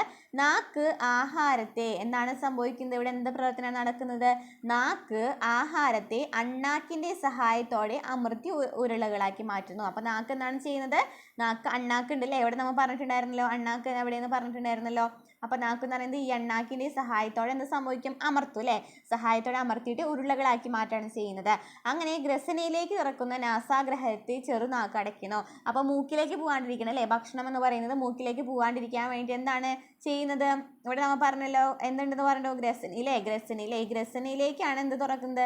നാസാഗ്രഹണം തുറക്കുന്നത്. അപ്പോൾ ഈ നാസാഗ്രഹണം തുറക്കുന്നത് തടയുന്നതിന് വേണ്ടിയിട്ട് എന്ത് സംഭവിക്കുകയാണ് ചെയ്യുന്നത്? ചെറുനാക്ക് അടയ്ക്കുന്നു. ഇവിടെ നമ്മൾ ചെറുനാക്ക് പറഞ്ഞല്ലേ, ഈ ചെറുനാക്ക് അടയ്ക്കുകയാണ് ചെയ്യുന്നത്. അപ്പോൾ ഈ ചെറുനാക്ക് അടയ്ക്കുമ്പോൾ എന്ത് സംഭവിക്കും? മൂക്കിലേക്ക് നാസാഗ്രഹണത്തിലൂടെ എന്ത് പോകില്ല? ഭക്ഷണം പോകില്ല. മനസ്സിലായല്ലോ? ഇനി നാക്കിൻ്റെ പിൻഭാഗം ആഹാരത്തെ എപ്പിഗ്ലോട്ടിസിന് മുകളിലൂടെ അന്നനാളത്തിലേക്ക് കടത്തിവിടുന്നു. അപ്പോൾ എപ്പിഗ്ലോട്ടിസിൻ്റെ മുകൾ ഭാഗം അല്ലേ? എപ്പിഗ്ലോട്ടിസിനെ ഈ മുകൾ ഭാഗത്തിലൂടെയാണ് ആഹാരം അന്നനാളത്തിലേക്ക് കടത്തിവിടുന്നത്. ആരാണ്? നാക്കിൻ്റെ പിൻഭാഗമാണ്. അങ്ങനെ ശ്വാസനാളം മുകളിലേക്ക് ഉയർന്ന് എപ്പിഗ്ലോട്ടിസ് കൊണ്ട് അടയ്ക്കുന്നു. അപ്പോൾ എന്ത് സംഭവിക്കും? ഇതാണ് ശ്വാസനാളം എന്ന് പറയുന്നത്, അത് മുകളിലേക്ക് ഉയരാണ്. അപ്പോൾ ഇവിടെ എന്ത് സംഭവിക്കും? ഈ എപ്പിഗ്ലോട്ടിസ് എന്ന് പറയുന്നത് അടയ്ക്കുന്നു അല്ലേ? ഇത് ഇങ്ങനെ ഉയരുമ്പോൾ എന്ത് സംഭവിക്കും? ഇത് അടയും അല്ലേ? അപ്പോൾ ഉയരുമ്പോൾ ഇത് അടയ്ക്കുകയാണ് ചെയ്യുന്നത്. അത് കാരണമാണ് എന്ത് സംഭവിക്കാത്തത്? ശ്വാസകോശത്തിലേക്ക് എന്ത് പോകാത്തത്? ഭക്ഷണം പോകാത്തത് അല്ലേ? പക്ഷെ നമ്മൾ വർത്താനം പറയുകയാണെന്നുണ്ടെങ്കിൽ, വർത്താനം പറഞ്ഞിട്ട് ഭക്ഷണം കഴിക്കുകയാണെന്നുണ്ടെങ്കിൽ എന്ത് സംഭവിക്കും? അത് അവിടേക്ക് പോകാനായിട്ടുള്ള ചാൻസ് ഉണ്ട് അല്ലേ? അറിയാലോ അല്ലേ? അത് കാരണമാണ് ഫുഡ് കഴിക്കുമ്പോൾ നമ്മൾ വർത്താനം ഒന്നും പറയരുത്, സംസാരിക്കരുത് എന്നൊക്കെ പറയണത്. അപ്പോൾ മനസ്സിലായല്ലോ? ഈ ഭാഗം ക്ലിയർ ആയല്ലോ അല്ലേ? ഇനി നമുക്ക് അടുത്ത് നോക്കാം. അപ്പോൾ ഡീറ്റെയിൽ ആയിട്ട് പറയുന്നുണ്ട് അല്ലേ? ദഹനത്തെ കുറിച്ചിട്ട് നമ്മൾ പറഞ്ഞതിനേക്കാളും കുറച്ചധികം ഡീറ്റെയിൽ ആയിട്ട് പറയുന്നുണ്ട്, ശ്രദ്ധിച്ചിരിക്കുക കേട്ടോ. അപ്പോൾ ഫസ്റ്റ് നമ്മൾ പറഞ്ഞു ആഹാരം വായിലേക്കാണ് എത്തുന്നതെന്ന് പറഞ്ഞു. വായിൽ ഉമിനീർ ഗ്രന്ഥി ഉണ്ട്, നമ്മൾ പറഞ്ഞല്ലോ സലൈവറി അമലേസ് ഉണ്ടെന്ന് അല്ലേ? അപ്പോൾ ഉമിനീർ ഗ്രന്ഥി ഉൽപ്പാദിപ്പിക്കുന്ന ഉമിനീരിലെ സലൈവറി അമിലേസിൻ്റെ സഹായത്തോടെ അന്നജത്തിൻ്റെ ദഹനം ആരംഭിക്കുന്നു. അപ്പോൾ വായിൽ എന്താണ് നടക്കുന്നത്? ഉമിനീർ ഗ്രന്ഥി ഉണ്ട്. ഉമിനീർ ഗ്രന്ഥി സലൈവറി അമലേസ് എന്ന് പറയുന്ന എന്ത് സംഭവിക്കും? എൻസൈംസ് പ്രൊഡ്യൂസ് ചെയ്യും. അങ്ങനെ അന്നജത്തിൻ്റെ ദഹനം അവിടെ സ്റ്റാർട്ട് ചെയ്തു. അങ്ങനെ നേരെ എങ്ങോട്ടാണ് എത്തുന്നത്? വായിൽ നിന്നും നേരെ എങ്ങോട്ടാണ് എത്തുന്നത്? അന്നനാളത്തിലേക്കാണ് എത്തുന്നത്. അങ്ങനെ അന്നനാളത്തിലേക്ക് എത്തി. അന്നനാളത്തിലേക്ക് എന്താണ് സംഭവിക്കുന്നത്? നമ്മൾ പറഞ്ഞു അല്ലേ? തരംഗ രൂപത്തിൽ ഇവിടെ ഭക്ഷണം ഇങ്ങനെ തരംഗ രൂപത്തിൽ ഇങ്ങനെ ചലിക്കും. ഈ തരംഗ രൂപത്തിലുള്ള ചലനത്തെയാണെന്ന് പറയുന്നത് പെരിസ്റ്റാൾസിസ് എന്ന് പറയുന്നത്. അങ്ങനെ ഈ പെരിസ്റ്റാൾസിസ് നടന്ന് ആഹാരത്തെ എങ്ങോട്ടേക്ക് എത്താണ് ചെയ്യുന്നത്? ആമാശയത്തിലേക്ക് എത്തിക്കുകയാണ് ചെയ്യുന്നത്. ഇതാണ് ആമാശയം എന്ന് പറയുന്നത്. ഈ ആമാശയത്തിലേക്ക് ആഹാരം നേരെ എത്തി. അപ്പോൾ വായിൽ നിന്ന് അന്നനാളം വഴി എങ്ങോട്ടേക്ക് എത്തി? ആമാശയത്തിലേക്ക് എത്തി. ക്ലിയർ ആയല്ലോ?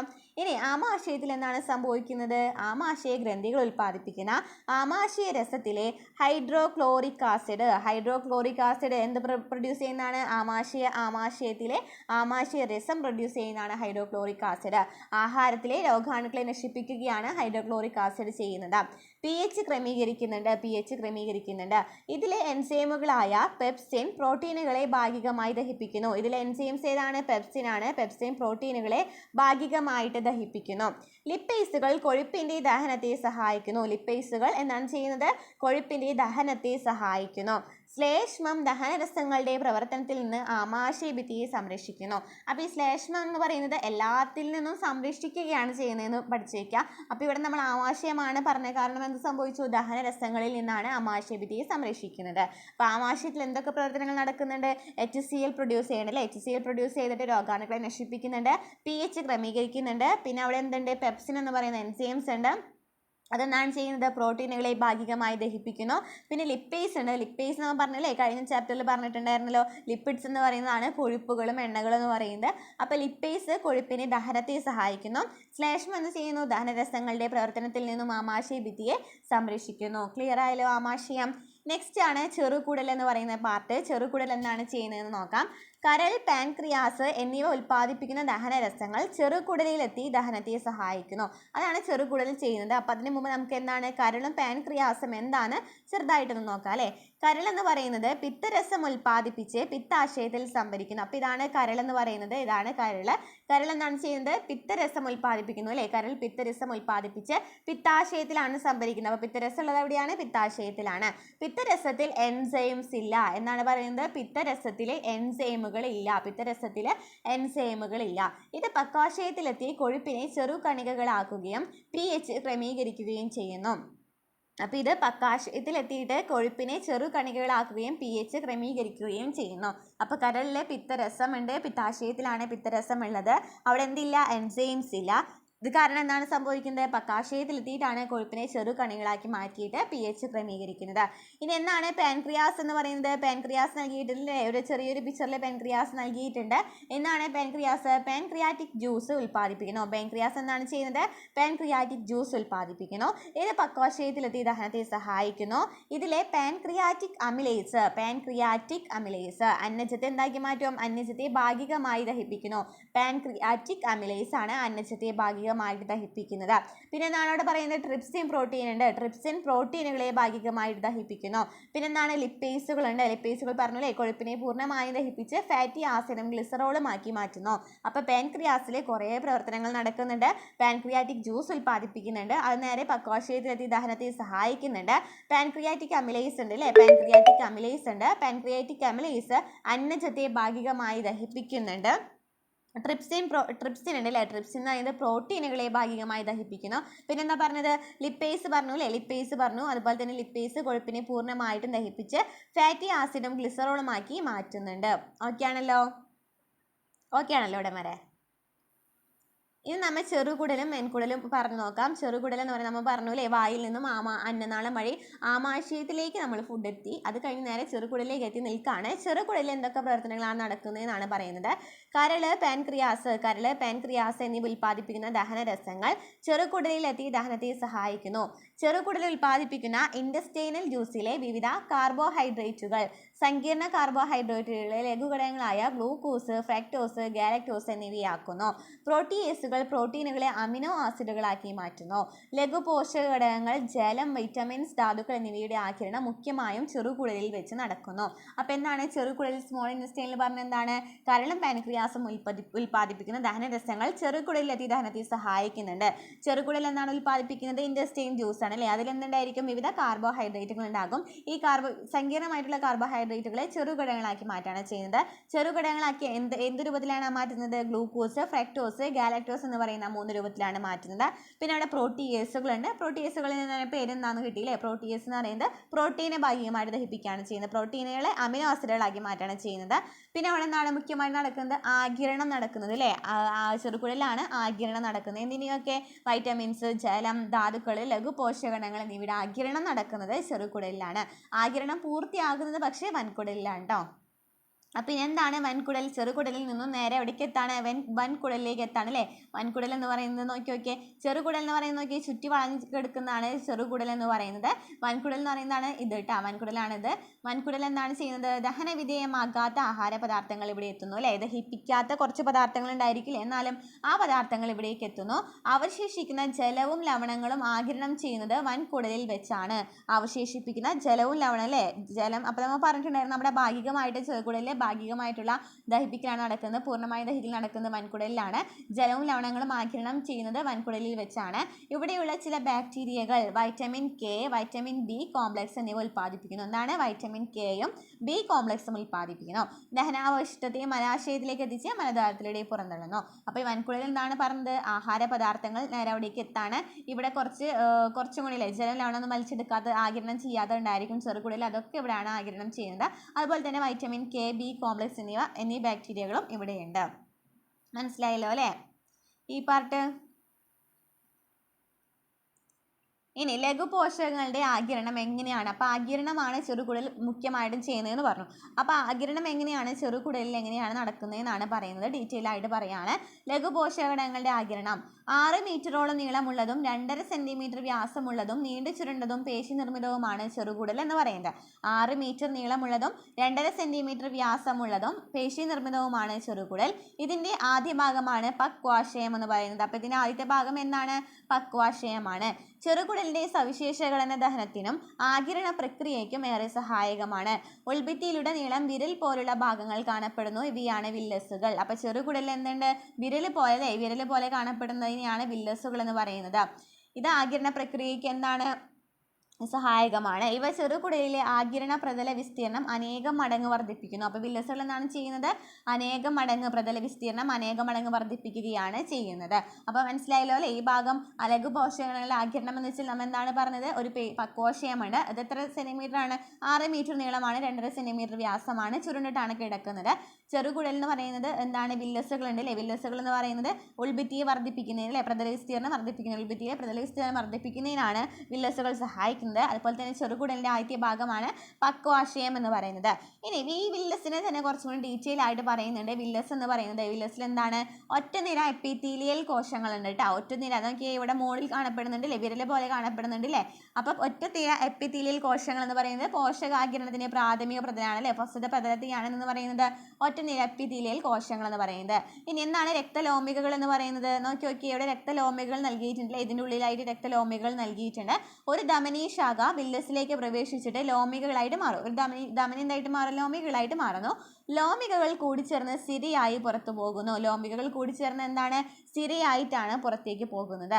ഗ്ലൂക്കോസ്, ഫ്രക്ടോസ്, ഗാലക്ടോസ്, അമിനോ ആസിഡുകൾ എന്നിവയെ ആഗിരണം ചെയ്യുന്നു. അപ്പോൾ ഇതെന്താണ് ചെയ്യുന്നത്? ഗ്ലൂക്കോസ്, ഫ്രക്ടോസ്, ഗാലക്ടോസ്, അമിനോ ആസിഡുകൾ എന്നിവയെ ആഗിരണം ചെയ്യുകയാണ് രക്തലോമികകൾ ചെയ്യുന്നത്. ഇനി ലാക്റ്റിൽ എന്ന് പറയുന്നത് എന്താണ്? ലിംഫ് വാഹിയുടെ ശാഖയാണ് ലാക്റ്റിൽ എന്ന് പറയുന്നത്. ഇതിലെ ലിംഫിലേക്ക് ഫാറ്റി ആസിഡും ഗ്ലിസറോളും ആഗിരണം ചെയ്യുന്നു. അപ്പോൾ എന്താണ് പറഞ്ഞത്? രക്തലോമികകളിലാണെന്നുണ്ടെങ്കിൽ ഗ്ലൂക്കോസും ഫ്രക്ടോസും ഗാലക്ടോസും അമിനോ ആസിഡ് എന്നിവയാണ് ആഗിരണം ചെയ്യുന്നത്. എന്നാൽ ലാക്റ്റിയിൽ എന്താണ്? ഫാറ്റി ആസിഡും ഗ്ലിസറോളുമാണ് ലാക്റ്റിയിൽ ആഗിരണം ചെയ്യുന്നത്. ഇമ്പോർട്ടൻ്റ് ആണ് കേട്ടോ. അപ്പോൾ ലാക്റ്റിയിൽ എന്താണ്? ഫാറ്റി ആസിഡും ഗ്ലിസറോളുമാണ് ആഗിരണം ചെയ്യുന്നത്. രക്തലോമികളിലാണെങ്കിൽ ബാക്കി glucose, fructose, galactose, amino acid എന്നിവയാണ് ആഗിരണം ചെയ്യുന്നത്. ക്ലിയർ ആയല്ലോ? ഇനി അടുത്ത പോർഷനാണ് രക്തവും ലിംഫും എന്ന് പറയുന്നത്. ഇമ്പോർട്ടൻ്റ് ആണ്. രക്തം എന്ന് പറയുന്നത് നമുക്കറിയാം രക്തത്തിൽ എന്തൊക്കെ ഘടകങ്ങൾ അടങ്ങിയിട്ടുണ്ടെന്നൊക്കെ നമ്മൾ മുൻ ക്ലാസ്സുകളിൽ പഠിച്ചിട്ടുണ്ട് അല്ലേ? രക്തം എന്ന് പറയുന്നത് എന്താണ്? 55% പ്ലാസ്മയാണ്. ബാക്കി 45% രക്തകോശങ്ങളാണ്. 55% പ്ലാസ്മയിൽ എന്തൊക്കെ ഉണ്ടായിരിക്കും? ജലം ഉണ്ടായിരിക്കും, പ്രോട്ടീൻസ് ഉണ്ടായിരിക്കും. എന്തൊക്കെ പ്രോട്ടീൻസ് ആണുള്ളത്? ആൽബുമിൻ, ഗ്ലോബുലിൻ, ഫൈബ്രിനോജൻ എന്ന് പറയുന്ന പ്രോട്ടീൻസ് ഉണ്ട്. ഇനി മറ്റു ഘടകങ്ങളും ഉണ്ടായിരിക്കും. ഇത് ഡീറ്റെയിൽ ആയിട്ട് നമ്മൾ മുൻ ക്ലാസ്സിൽ പഠിച്ചിട്ടുണ്ട് കേട്ടോ. ആ വീഡിയോസൊക്കെ പോയിട്ട് കാണാം. അപ്പോൾ പ്ലാസ്മയിൽ 55% പ്ലാസ്മയാണ് രക്തത്തിലുള്ളത്. അതിൽ ജലം 90% ജലമാണ് അല്ലേ? പ്രോട്ടീൻസ് ഏതൊക്കെയാണ്? ആൽബുമിൻ, ഗ്ലോബുലിൻ, ഫൈബ്രിനോജൻ എന്തിനാണ് സഹായിക്കുന്നതെന്നൊക്കെ നമ്മൾ ഓൾറെഡി പഠിച്ചിട്ടുണ്ട് കേട്ടോ. ഇനി മറ്റു ഘടകങ്ങളൊക്കെ ഉണ്ടായിരിക്കും. രക്തകോശങ്ങളിൽ ചുവന്ന രക്തകോശങ്ങൾ, റെഡ് ബ്ലഡ് സെല്ല്, അരണരക്താണുക്കൾ അല്ലേ? വെളുത്ത രക്തകോശങ്ങൾ, അതുപോലെ തന്നെ പ്ലേറ്റ്ലെറ്റ് എന്നിവ ഉണ്ടായിരിക്കും. രക്തം കട്ട പിടിക്കുന്നതിനാണ് പ്ലേറ്റ്ലെറ്റ് എന്തിനാണ് സഹായിക്കുന്നത്? രക്തം കട്ട പിടിക്കുന്നതിനാണ് പ്ലേറ്റ്ലെറ്റ് സഹായിക്കുന്നത്. ഇനി ടിഷ്യൂ ദ്രവ്യം എന്താണെന്ന് പറയുന്നുണ്ട്. എന്താണ് ടിഷ്യൂ ദ്രവം എന്ന് പറയുന്നത്? മനുഷ്യനിൽ രക്തവും കോശവും തമ്മിൽ പദാർത്ഥങ്ങളുടെ വിനിമയം എങ്ങനെയാണ് നടക്കുന്നതെന്നാണ് പറയുന്നത്. അപ്പോൾ കോശത്തിന്റെ പ്രാധാന്യം എങ്ങനെയാണ് നടക്കുന്നത് നമുക്ക് നോക്കാം. ഇവിടെ എന്താണ് നൽകിയിട്ടുള്ളത്? ധമനി നൽകിയിട്ടുണ്ട്, സിര നൽകിയിട്ടുണ്ട് അല്ലേ? ധമനി എന്ന് വെച്ചാൽ എന്താണ്? രക്തത്തെ ഉള്ളിലേക്ക് വഹിക്കുന്നതാണ് ധമനി. രക്തത്തെ പുറത്തേക്ക് വഹിക്കുന്ന കുഴലാണ് സിര എന്ന് പറയുന്നത്. എന്താണ് ചെയ്യുന്നത്? സിര എന്ന് പറയുന്നത് എന്താണ്? ഹൃദയത്തിലേക്ക് രക്തം എത്തിക്കുന്ന കുഴലാണ് സിര എന്ന് പറയുന്നത്. ധമനിയെ നേരെ ഓപ്പോസിറ്റ് ഉണ്ടാവും. ഇനി ലോമികകൾ നൽകിയിട്ടുണ്ട്, ലിംഫുവാഹികൾ നൽകിയിട്ടുണ്ട്. ഇനി എന്താണ് ടിഷ്യൂ ദ്രവം എന്ന് പറയുന്നത്? ലോമികകളിലൂടെ രക്തം പ്രവഹിക്കുമ്പോൾ ലോമികാഭിത്തിയിലെ ചെറു സുഷിരങ്ങളിലൂടെ രക്തത്തിലെ ദ്രാവക ഭാഗം കോശങ്ങൾക്കിടയിലേക്ക് ഊറിയിറങ്ങുന്നു. എന്താണ് പറഞ്ഞത്? ലോമികളിലൂടെ ഇങ്ങനെ ഇതാണ് ലോമിക എന്ന് പറയുന്നത്. ഇതിലേക്ക് രക്തം ഇങ്ങനെ പോയിക്കൊണ്ടിരിക്കുകയാണ്. അപ്പോൾ എന്ത് സംഭവിക്കും? അവിടെ ചെറിയ ചെറിയ ഓട്ടകൾ ഉണ്ടെന്ന് വിചാരിക്കാം. ഈ ഓട്ടകളിലൂടെ എന്ത് സംഭവിക്കും? കുറച്ച് ഈ ഇതിൽ നിന്ന് നമ്മൾ പോണ രക്തത്തിൽ നിന്നൊക്കെ കുറച്ച് ദ്രാവക ഭാഗം ഇങ്ങനെ എന്ത് സംഭവിക്കുകയാണ്? ഇങ്ങനെ വീഴാണല്ലേ? ഇങ്ങനെ വീണ് പോകാണ്. ഈ ദ്രാവകത്തെയാണ് ടിഷ്യൂ ദ്രവം എന്ന് പറയുന്നത്. കോശങ്ങളും ടിഷ്യൂ ദ്രവവും തമ്മിലാണ് പദാർത്ഥ സംവഹനം നടക്കുന്നത്. അപ്പോൾ മനസ്സിലായല്ലോ? ലോമികകളിലൂടെ രക്തം പ്രവഹിക്കുമ്പോൾ ലോമികാഭിത്തിയിലെ ചെറു സുഷിരങ്ങളിലൂടെ രക്തത്തിലെ ദ്രാവക ഭാഗം കോശങ്ങൾക്കിടയിലേക്ക് ഊറിയിറങ്ങുന്നു. ഈ ദ്രാവകമാണ് ടിഷ്യൂ ദ്രവം. കോശങ്ങളും ടിഷ്യൂ ദ്രവവും തമ്മിലാണ് പദാർത്ഥ സംവഹനം നടക്കുന്നത്. ഇനി എന്താണ് ലിംഫ് എന്ന് പറയുന്നത്? ലിംഫ് എന്ന് വെച്ചാൽ എന്താണ്? ടിഷ്യൂ ദ്രവത്തിന്റെ ഒരു ഭാഗം ലിംഫുലോമുകളിലേക്കാണ് പ്രവേശിക്കുന്നത്. ഇതിനെയാണ് ലിംഫ് എന്ന് പറയുന്നത്. ലിംഫുലോമുകളിലേക്ക് പോകുന്നതിനെയാണ് ലിംഫ് എന്ന് പറയുന്നത്.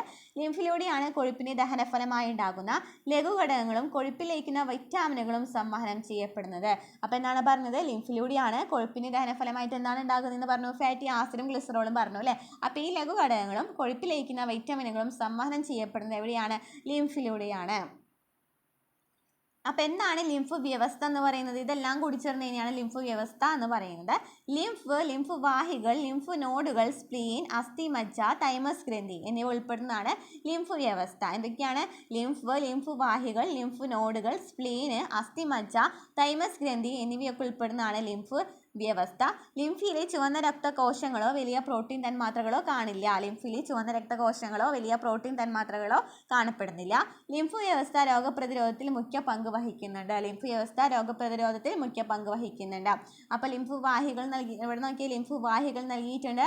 സ്പ്ലീൻ എന്ന് വെച്ചാൽ എന്താണ്? രക്തകോശങ്ങളുടെ ശവപ്പറമ്പ് എന്നാണ് സ്പ്ലീൻ അറിയപ്പെടുന്നത്. പിന്നെ എന്താണ്? ലിംഫ് നോഡുകളും നൽകിയിട്ടുണ്ട്. ലിംഫ് നോഡുകളും നൽകിയിട്ടുണ്ട്. പദാർത്ഥ സമ്മാനത്തിൽ രക്തത്തിനെയും ലിംഫിനെയും പ്രാധാന്യം നമ്മൾ പറഞ്ഞു. രക്തത്തിലൂടെ പോകുന്നതും അതുപോലെ തന്നെ ലിംഫിലൂടെ എന്തൊക്കെ പറഞ്ഞു? ഫാറ്റി ആസിഡും ഗ്ലിസറോളൊക്കെയാണ് അല്ലേ പോകുന്നത്. അപ്പോൾ അതൊക്കെ എന്താണെന്ന് പറഞ്ഞു. ഇനി നമുക്ക് ചെറുസിരകൾ, നമുക്കറിയാലോ ചെറുസിരകളൊക്കെ കൂടി ചേർന്നിട്ടാണ് വലിയ സിരയായിട്ട് മാറുന്നത് നമുക്ക് അറിയാലോ. അപ്പോൾ അതിനെക്കുറിച്ചിട്ടാണ് അവിടെ പറയുന്നത്. ധമനി എന്ന് വെച്ചാൽ എന്താണ്? സിര എന്ന് വെച്ചാൽ എന്താണ്? ധമനി എന്ന് വെച്ചാൽ ആർട്ടറിയാണ് അല്ലേ? ധമനി എന്ന് വെച്ചാൽ ആർട്ടറിയാണ്. എന്താണ്? കട്ടി കൂടിയ ഇലാസ്തികതയുള്ള ഭിത്തിയാണ്. രക്തം ഉയർന്ന മർദ്ദത്തിലും വേഗത്തിലും ഒഴുകുന്നു. ഹൃദയത്തിൽ നിന്നും രക്തം വഹിക്കുന്നു. അപ്പോൾ ധമനി എന്താണ് ചെയ്യുന്നത്? കട്ടി കൂടിയ ഇലാസ്തികതയുള്ള ഭിത്തിയാണ്. കട്ടി കൂടുതലായിട്ടുള്ള ഇലാസ്തികതയുള്ള ഭിത്തിയാണ്. ഉയർന്ന മർദ്ദത്തിലും വേഗത്തിലാണ് രക്തം ഒഴുകുന്നത്. ഹൃദയത്തിൽ നിന്നും രക്തം വഹിക്കുന്നു. ഹൃദയത്തിൽ നിന്നും രക്തം വഹിക്കുന്നത് ആരാണ്? ധമനിയാണ് ഹൃദയത്തിൽ നിന്നും രക്തം വഹിക്കുന്നത്. ഹൃദയത്തിൽ നിന്നും വിവിധ ഭാഗങ്ങളിലേക്ക് എത്തിക്കുന്നതാണ് ധമനി. ഇനി എന്താണ്? ലോമിക എന്ന് പറയുന്നത് കണക്റ്റിംഗ് ആണല്ലേ? ഒറ്റനിര കോശങ്ങൾ മാത്രമുള്ള ഭിത്തിയാണ്. ഭിത്തിയിൽ അതിസൂക്ഷ്മ സുഷിരങ്ങളുണ്ട്. രക്തം കുറഞ്ഞ മർദ്ദത്തിലും വേഗത്തിലാണ് ഒഴുകുന്നത്. സുഷിരങ്ങളുള്ള കാരണം നമുക്ക് അതൊന്നും ആലോചിച്ചാൽ മതി അല്ലേ? നമുക്ക് കുറേ ഓട്ടകൾ ഇപ്പോൾ ഉണ്ടെന്നുണ്ടെങ്കിൽ അതിൽ കൂടെ നന്നായിട്ട് വെള്ളം ഒഴുകുമോ? ഇല്ലല്ലോ, രക്തം ഒഴുകില്ല. അപ്പോൾ രക്തം സംഭവിക്കും, അതിലൂടെ ഊർന്നിറങ്ങാണ് ചെയ്യുന്നത്. അപ്പോൾ അതാണ് ലോമിക എന്ന് പറയുന്നത്. ഇനി സിര എന്ന് വെച്ചാൽ എന്താണ്? ധമനിയുടെ നേരെ ഓപ്പോസിറ്റ് കട്ടി കുറഞ്ഞ ഭിത്തിയാണ്.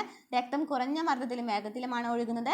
വാൽവുകൾ കാണപ്പെടുന്നുണ്ട്. ഹൃദയത്തിലേക്ക് രക്തം സംവഹിക്കുന്നതാണ് സിര എന്ന് പറയുന്നത്. അപ്പോൾ ധമനി, ലോമിക, സിര ഓക്കെ ആണല്ലോ. ധമനി എന്ന് വെച്ചാൽ എന്താണ്?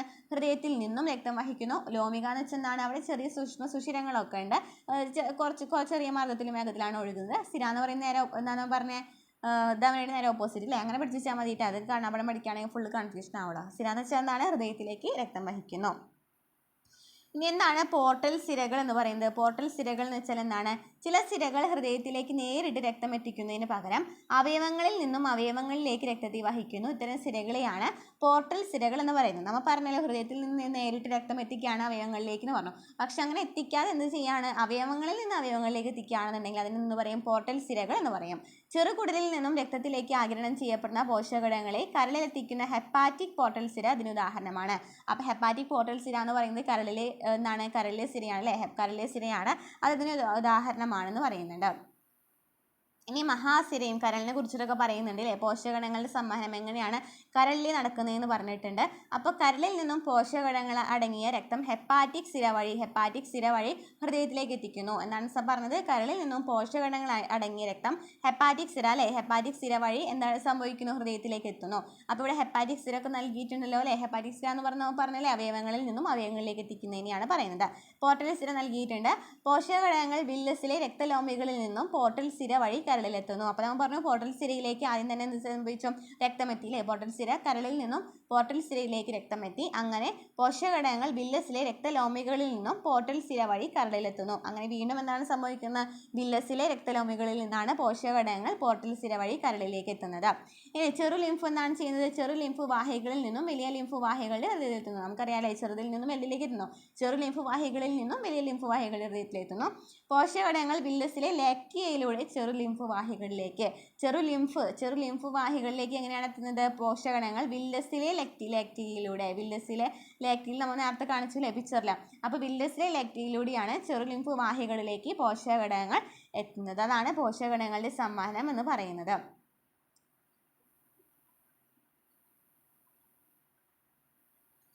ഇനി ഹൃദയമാണ് പഠിക്കുന്നത്. രക്തത്തെ അനുസൃതം ശരീരത്തിൻ്റെ എല്ലാ ഭാഗത്തേക്കും എത്തിക്കണമെങ്കിൽ ഒരു പമ്പിന് ആവശ്യമാണ്. ഈ പമ്പാണല്ലേ ഹൃദയം എന്ന് പറയുന്നത്.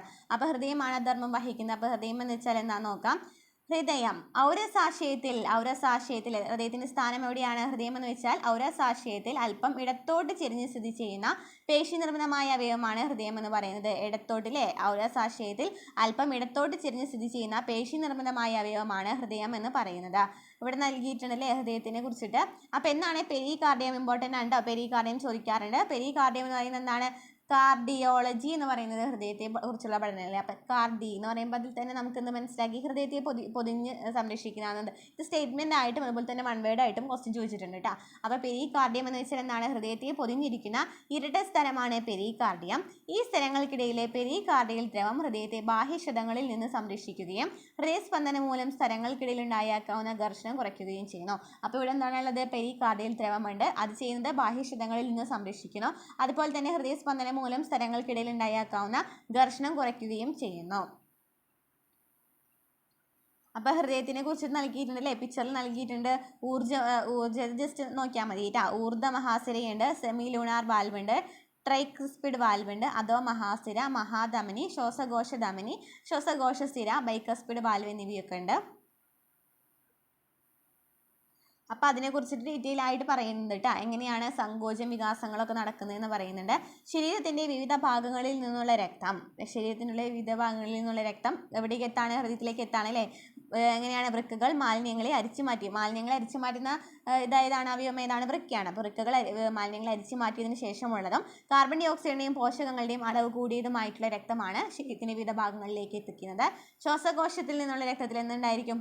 പോഷകങ്ങളുടെയും ഓക്സിജൻ്റെയും അളവ് കൂടുതലായിരിക്കും ഉണ്ടായിരിക്കാം.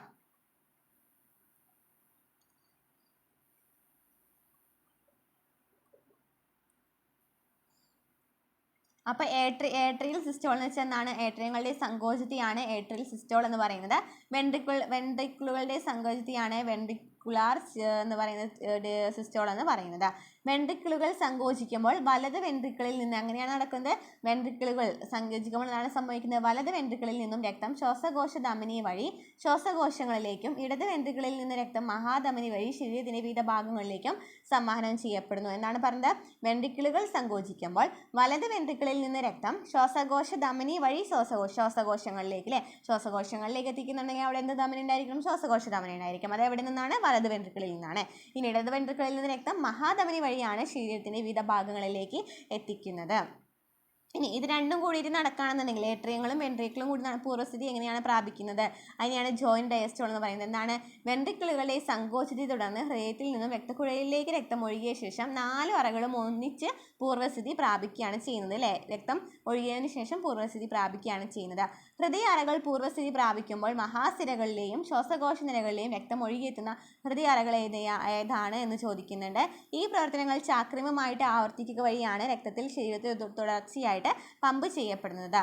അപ്പോൾ കാർഡിയാക് സൈക്കിൾ അല്ലെങ്കിൽ ഹൃദയസ്പന്ദനം എന്താണെന്ന് പറയുന്നുണ്ട്. എന്താണ് ഹൃദയസ്പന്ദനം എന്ന് പറയുന്നത്? നമ്മൾ പറഞ്ഞു ജോയിന്റ് ഡയസ്റ്റോൾ രണ്ടും കൂടി പ്രവർത്തിക്കുന്നത്. ഏട്രിയൽ സിസ്റ്റോൾ എന്ന് പറയുന്നത്, വെൻട്രിക്കുലർ സിസ്റ്റോൾ എന്ന് പറയുന്ന ഇതുണ്ട് അല്ലേ. ഇനി എന്താണ് SA നോഡ് അല്ലെങ്കിൽ പേസ് മേക്കർ എന്ന് പറയുന്നത്? ഇമ്പോർട്ടൻ്റ് ഉണ്ടോ? SA നോഡ് അല്ലെങ്കിൽ പേസ് മേക്കർ എന്ന് പറയുന്നത്? അതിന് മുമ്പ് പറയണം, നമ്മുടെ ഹൃദയം എന്ന് പറയുന്നത് എത്ര സെക്കൻഡാണ്? ഇപ്പം നമ്മളുടെ കാർഡിയാക് സൈക്കിൾ എന്ന് പറയുന്നത് പൂർത്തിയാക്കാൻ 0.8 സെക്കൻഡ് സമയമാണ് ആവശ്യം. ഒരു കാർഡിയാക് സൈക്കിളിനെയാണ് ഹൃദയസ്പന്ദനം എന്ന് പറയുന്നത്. അപ്പോൾ ഈ ഹൃദയസ്പന്ദനം എത്ര മിനിറ്റ് ആണ്? 0.8 സെക്കൻഡ് ആണ് അല്ലേ.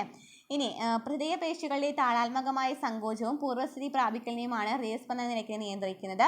ഹൃദയാറകളുടെ സങ്കോചനത്തിന് ആവശ്യമായ വൈദ്യുത തരംഗങ്ങളെ ഉൽപ്പാദിപ്പിക്കുന്നത് വലത് ഏട്രിയത്തിൻ്റെ ഭിത്തിയിലെ SA നോഡ് ഭാഗമാണ്. ഇതിനെയാണ് പേസ് മേക്കർ എന്നറിയപ്പെടുന്നത്. അപ്പോൾ പേസ് മേക്കർ എന്ന് വെച്ചാൽ എന്താണ്? ഹൃദയാറകളുടെ സങ്കോചത്തിന് ആവശ്യമായ വൈദ്യുത തരംഗങ്ങളെ ഉൽപ്പാദിപ്പിക്കുന്നത് വലത് ഏട്രിയത്തിൻ്റെ ഭിത്തിയിലെ SA നോഡ് എന്ന് പറയുന്ന ഭാഗമാണ്. വലത് ഏട്രിയത്തിൻ്റെ ഭിത്തിയിലെ SA നോഡ് എന്ന ഭാഗമാണ് എന്ത്? വൈദ്യുത തരംഗങ്ങൾ ഉൽപ്പാദിപ്പിക്കുന്നത്. അത് കാരണമാണ് എന്ന് വിളിക്കുന്നത് അതിനെ പേസ് മേക്കർ എന്ന് വിളിക്കുന്നത്. ഇലക്ട്രോകാർഡിയോഗ്രാം എന്താണ്? ഹൃദയം സ്പന്ദിക്കുമ്പോൾ ഹൃദയഭിത്തികളിൽ അനുഭവപ്പെടുന്ന വൈദ്യുത തരംഗങ്ങൾ ഗ്രാഫ് രൂപത്തിൽ ചിത്രീകരിക്കുന്നതിനെയാണ് ഇലക്ട്രോ കാർഡിയോഗ്രാം അല്ലെങ്കിൽ എന്ന് പറയുന്നത് ECG എടുക്കാന്ന് പറയണ കേട്ടിട്ടുണ്ടല്ലേ. ECGയുടെ ഫുൾ ഫോം എന്താണ്? ഇലക്ട്രോ കാർഡിയോഗ്രാം ഉണ്ട്. അത് ഇമ്പോർട്ടൻ്റ് ആണ്, പഠിച്ചേക്കിടയ്ക്ക് EEG ഇലക്ട്രോ എൻസെഫലോഗ്രാം ഉണ്ട്, അത് മസ്തിഷ്കത്തിന്റെ തരംഗ രൂപങ്ങളാണ്. അപ്പോൾ അത് കാരണം ഇത് ഒന്ന് കൺഫ്യൂഷൻ ആവാൻ ചാൻസ് ഉണ്ട്. ECG എന്ന് വെച്ചാൽ എന്താണ്? ഇലക്ട്രോ കാർഡിയോഗ്രാം ആണ്. ഹൃദയം സ്പന്ദിക്കുമ്പോൾ ഹൃദയഭിത്തികളിൽ അനുഭവപ്പെടുന്ന വൈദ്യുത തരംഗങ്ങൾ ഗ്രാഫ് രൂപത്തിൽ ചിത്രീകരിക്കുന്നതാണ് ECG പരിശോധിച്ചാൽ ഹൃദയത്തിന്റെ പ്രവർത്തനത്തിലെ വൈകല്യങ്ങൾ തിരിച്ചറിയുവാനായിട്ട് സാധിക്കും. എന്താണ് പൾസ് എന്ന് പറയുന്നത്?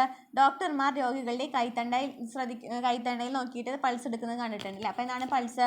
നിങ്ങളുടെ കൈവിരലുകളിൽ ഒരു സ്പന്ദനം അനുഭവപ്പെടുന്നതിനെയാണ് എന്ന് പറയുന്നത് പൾസ് എന്ന് പറയുന്നത്. ഇനി എന്താണ് രക്തസമ്മർദ്ദം എന്ന് പറയുന്നത്? ഹൃദയം സങ്കോചിക്കുമ്പോഴും പൂർവ്വസ്ഥിതി പ്രാപിക്കുമ്പോഴും ധമനികളിൽ അനുഭവപ്പെടുന്ന മർദ്ദത്തെയാണ് രക്തസമ്മർദ്ദം എന്ന് പറയുന്നത്. അപ്പോൾ നമുക്കറിയാലോ സിസ്റ്റോളും ഡയസ്റ്റോളും നടക്കുന്നുണ്ട്. അപ്പോൾ സങ്കോചിക്കുകയും പൂർവ്വസ്ഥിതി പ്രാപിക്കുകയും ചെയ്യുന്നുണ്ട്. ആ സമയത്ത് ധമനികളിൽ അനുഭവപ്പെടുന്ന മർദ്ദത്തെയാണ് എന്ന് പറയുന്നത് രക്തസമ്മർദ്ദം എന്ന് പറയുന്നത്. അപ്പോൾ സിസ്റ്റോളും ഡയസ്റ്റോളും എന്നാണ് പറയുന്നുണ്ട്. സിസ്റ്റോൾ എന്ന് വെച്ചാൽ എന്താണ്? ഹൃദയം സങ്കോചിക്കുമ്പോൾ അല്ലേ. സിസ്റ്റോൾ എന്ന് വെച്ചാൽ എന്താണ്? സ. അപ്പോൾ സിസ്റ്റോൾ എന്ന് വെച്ചാൽ ഹൃദയം സങ്കോചിക്കുമ്പോൾ ഏകദേശം 70 മില്ലി രക്തമാണ് ധമനികളിലേക്ക് പമ്പ് ചെയ്യപ്പെടുന്നത്. ധമനികളിൽ അനുഭവപ്പെടുന്ന മർദ്ദം എത്രയാണ്? 120 ആണ് അല്ലേ. 120 ആണ്. രക്തസമ്മർദ്ദത്തിന്റെ പേര് സിസ്റ്റോളിക് പ്രഷർ എന്നാണ്. ഡയസ്റ്റോൾ എന്ന് വെച്ചാൽ എന്താണ്? ഹൃദയം പൂർവ്വസ്ഥിതി പ്രാപിക്കുമ്പോൾ ഏകദേശം 70 മില്ലി രക്തം ഹൃദയത്തിനുള്ളിലേക്ക് പ്രവേശിക്കുന്നതിനാണ് ഡയസ്റ്റോൾ എന്ന് പറയുന്നത്. 80 ആണ് അനുഭവപ്പെടുന്ന മർദ്ദം. ഡയസ്റ്റോളിക് പ്രഷർ ആണ്. അപ്പോൾ എത്രയാണ് നമ്മളുടെ രക്തസമ്മർദ്ദം എന്ന് പറയുന്നത്? 120/80 ആണ്. ഈ രണ്ട് മർദ്ദങ്ങളെയും ചേർന്നാണ് രക്തസമ്മർദ്ദം എന്ന് പറയുന്നത് സിസ്റ്റോൾ ഡയസ്റ്റോൾ. സിസ്റ്റോൾ എന്ന് വെച്ചാൽ എന്താണ്?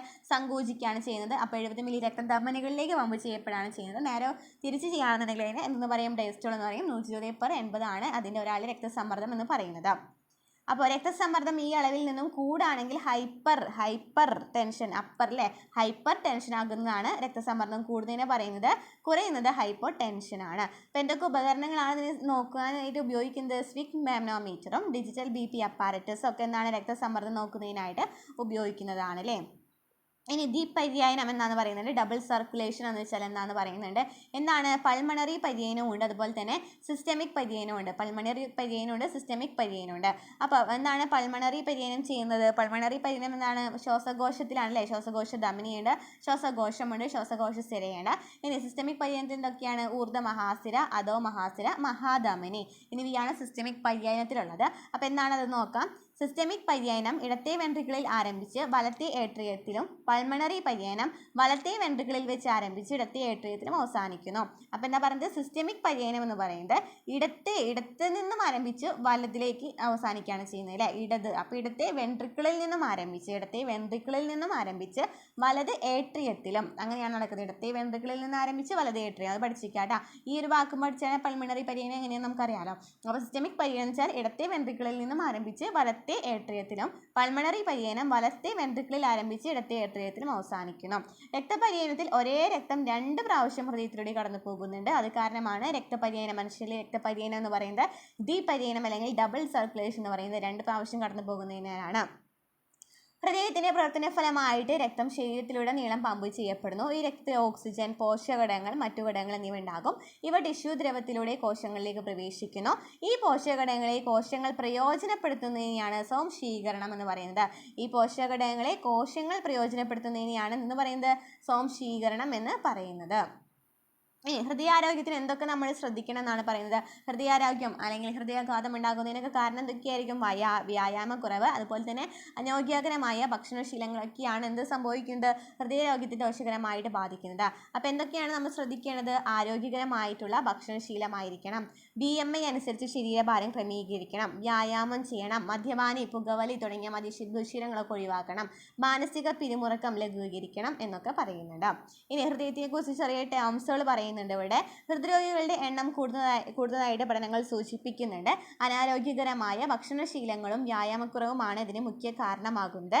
കൊഴുപ്പടങ്ങിയ ഭക്ഷണം അമിതമായി കഴിക്കുന്നത് ധമനി ഭിത്തിയിൽ കൊഴുപ്പടിഞ്ഞു കൂടുന്നതിന് കാരണമാകുന്നു.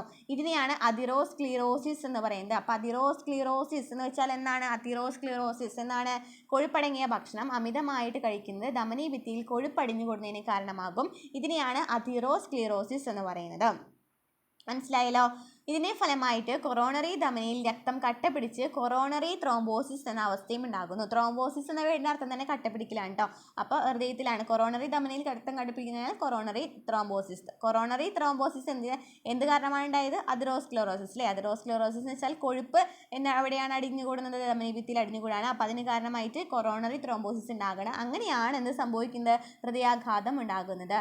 മസ്തിഷ്കത്തിലെ രക്തക്കുഴലിൽ ഉണ്ടാകുന്ന തടസ്സവും രക്തക്കുഴൽ പൊട്ടുന്നതും സ്ട്രോക്കിന് കാരണമാകുന്നുണ്ട്. അപ്പോൾ സ്ട്രോക്ക് എങ്ങനെയാണ് ഉണ്ടാകുന്നത്? മസ്തിഷ്കത്തിലെ രക്തക്കുഴലിൽ ഉണ്ടാകുന്ന തടസ്സവും രക്തക്കുഴൽ പൊട്ടുന്നതിനെയാണ് എന്തെന്ന് പറയുന്നത്? സ്ട്രോക്ക് എന്ന് പറയുന്നത്. ഇനി എന്താണ് സൈലം, ഫ്ലോയം, ജലസംവഹനം, ആഹാര സംവഹനം എന്നൊക്കെയാണ് പറയുന്നത്. ഈ ഭാഗം എന്ന് പറയുന്നത് സസ്യങ്ങളിലെ വരുന്നതാണ്. നമുക്ക് നോക്കാം. സൈലം എന്ന് വെച്ചാൽ എന്താണ്? ട്രക്കീഡ്. സൈലത്തിൽ എന്തൊക്കെയുണ്ട്? ട്രക്കീഡ് ഉണ്ട്, അതുപോലെ തന്നെ വെസലുമുണ്ട്. സൈലത്തിൽ എന്തൊക്കെയുണ്ട്? ട്രക്കീഡും വെസലുമുണ്ട്.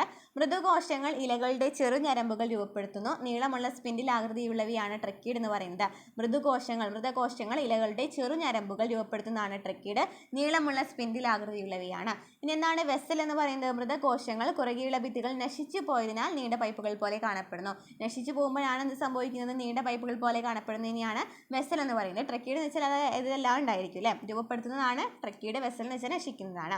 ഫ്ലോയത്തിൽ എന്താണ്? സീവ് നാളിയുണ്ട്, സഹകോശവുമുണ്ട്. സീവ് നാളി എന്ന് വെച്ചാൽ എന്താണ്? ഒന്നിന് മുകളിൽ ഒന്നായിട്ട് അടുക്കി വെച്ചിരിക്കുന്നതിനെയാണ് സീവനാളി എന്ന് പറയുന്നത്. കുറുകെയുള്ള ഭിത്തിയിലെ സുഷിരങ്ങളിലൂടെ കോശദ്രവ്യം ബന്ധപ്പെട്ടിരിക്കുന്നതിനാൽ ആഹാര തന്മാത്രകൾക്ക് സഞ്ചരിക്കുവാൻ കഴിയുന്നു. കുറുകെയുള്ള ഭിത്തിയിലെ സുഷിരങ്ങളിലൂടെ കോശദ്രവ്യം ബന്ധപ്പെട്ടിരിക്കുന്നതിനാൽ ആഹാര തന്മാത്രകൾക്ക് സഞ്ചരിക്കുവാനായിട്ട് കഴിയുന്നു. സഹകോശം എന്നാണ്? സീവ് നാളിയോടൊപ്പം ചേർന്ന് ആഹാര സംവഹനത്തിന് സഹായിക്കുന്നു. സീവ് നാളിയോടൊപ്പം ചേർന്നിട്ട് ആഹാര സംവഹനത്തിന് സഹായിക്കുന്നു. അപ്പോൾ ഇതാണ് സൈലവും ഫ്ലോയത്തെയും കുറിച്ചിട്ട് പറയാനുള്ളത്. ഇനി എങ്ങനെയാണ് ജലസംവഹനം നടക്കുന്നത്?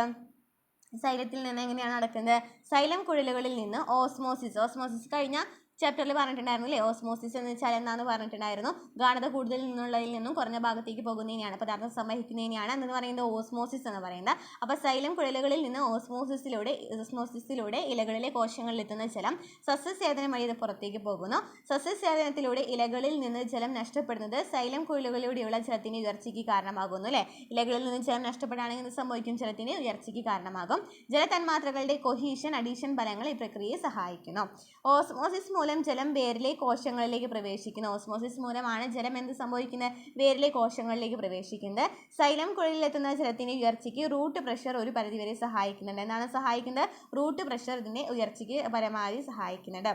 ഇനി എങ്ങനെയാണ് ആഹാര സംവഹനം നടക്കുന്നത്? പ്രകാശ സംശ്ലേഷണത്തിന്റെ ഫലമായിട്ട് നമുക്കറിയാം ഇലകളിൽ എന്താണ് നിർമ്മിക്കപ്പെടുന്നത്? ഗ്ലൂക്കോസ് നിർമ്മിക്കപ്പെടുന്നുണ്ട്. ഗ്ലൂക്കോസിനെ സൂക്രോസിന്റെ രൂപത്തിൽ സീവനാളുകളിലേക്ക് ഊർജ്ജം ഉപയോഗപ്പെടുത്തി കടത്തുന്നു. സീവനാളുകളിലെ സൂക്രോസിന്റെ ഉയർന്ന ഗാഢത അടുത്തുള്ള സൈലം കുഴലുകളിൽ നിന്ന് ജലം അവിടെ പ്രവേശിക്കുന്നതിന് കാരണമാകുന്നു. തന്മൂലമുണ്ടാകുന്ന ഉയർന്ന ടാർഗർ പ്രഷർ സീവനാളുകളിലൂടെയുള്ള സൂക്രോസിന്റെ സംവഹനം സാധ്യമാകുന്നു. അങ്ങനെ കോശങ്ങളിലേക്ക് സൂക്രോസ് പ്രവേശിക്കുകയാണ് ചെയ്യുന്നത്. അപ്പോൾ നമുക്ക് ഇത്രയാണ് ഈ ചാപ്റ്ററിൽ പറയുന്നത് കേട്ടോ. ഇത്രയാണ് ചാപ്റ്ററിൽ പറയുന്നത്. പ്രോട്ടീനും അന്നജവും കൊഴുപ്പ് എങ്ങനെയാണ് സസ്യങ്ങളിൽ വ്യത്യസ്ത രൂപങ്ങളിൽ സസ്യങ്ങളിൽ സംഭരിക്കുന്നതെന്നും രക്തപര്യന വ്യവസ്ഥയും ദഹന വ്യവസ്ഥ ഒക്കെ ഇതിൽ നിന്ന് നമുക്ക് മനസ്സിലായല്ലോ അല്ലേ. അപ്പോൾ എന്താണ് സൈലം എന്ന് പറഞ്ഞതുപോലെ തന്നെ ഫ്ലോയം എന്നാണ് പറഞ്ഞല്ലേ. സസ്യങ്ങളിൽ സംവഹനത്തിൽ എങ്ങനെയാണ് പ്രകാശ സംശ്ലേഷണ സഹായത്തോടെ ഗ്ലൂക്കോസിനെ സൂക്രൂസ് ആക്കി മാറ്റാണ്. അങ്ങനെ സൂക്രൂസ് സൈലം വഴി ഉള്ളിലേക്ക് എത്താണ് ചെയ്യുന്നത് എന്നൊക്കെ പറഞ്ഞു. ഇത്രയാണ് ചാപ്റ്റർ പറയുന്നത്. ഇമ്പോർട്ടൻറ്റ് ചാപ്റ്ററാണ്. എല്ലാ ഭാഗവും ഇതിൽ ഇമ്പോർട്ടൻ്റ് ആണ് കേട്ടോ. എല്ലാ ഭാഗം ഞാനിപ്പോൾ എടുത്തിട്ടുള്ള എല്ലാ കാര്യങ്ങളും നന്നായിട്ട് പഠിച്ചെടുക്കാം. ഇതിന് കുറേ ക്വസ്റ്റ്യൻസ് വരുന്നുണ്ട്. വലിയ ക്ലാസ്സാണത്. നമ്മുടെ ക്ലാസ് ഇഷ്ടമായിട്ടുണ്ടെന്നുണ്ടെങ്കിൽ ലൈക്ക് ചെയ്യുക, സപ്പോർട്ട് ചെയ്യുക, സബ്സ്ക്രൈബ് ചെയ്യുക കേട്ടോ. അപ്പോൾ നമുക്ക് അടുത്ത ക്ലാസ്സിലേക്ക് കാണാം.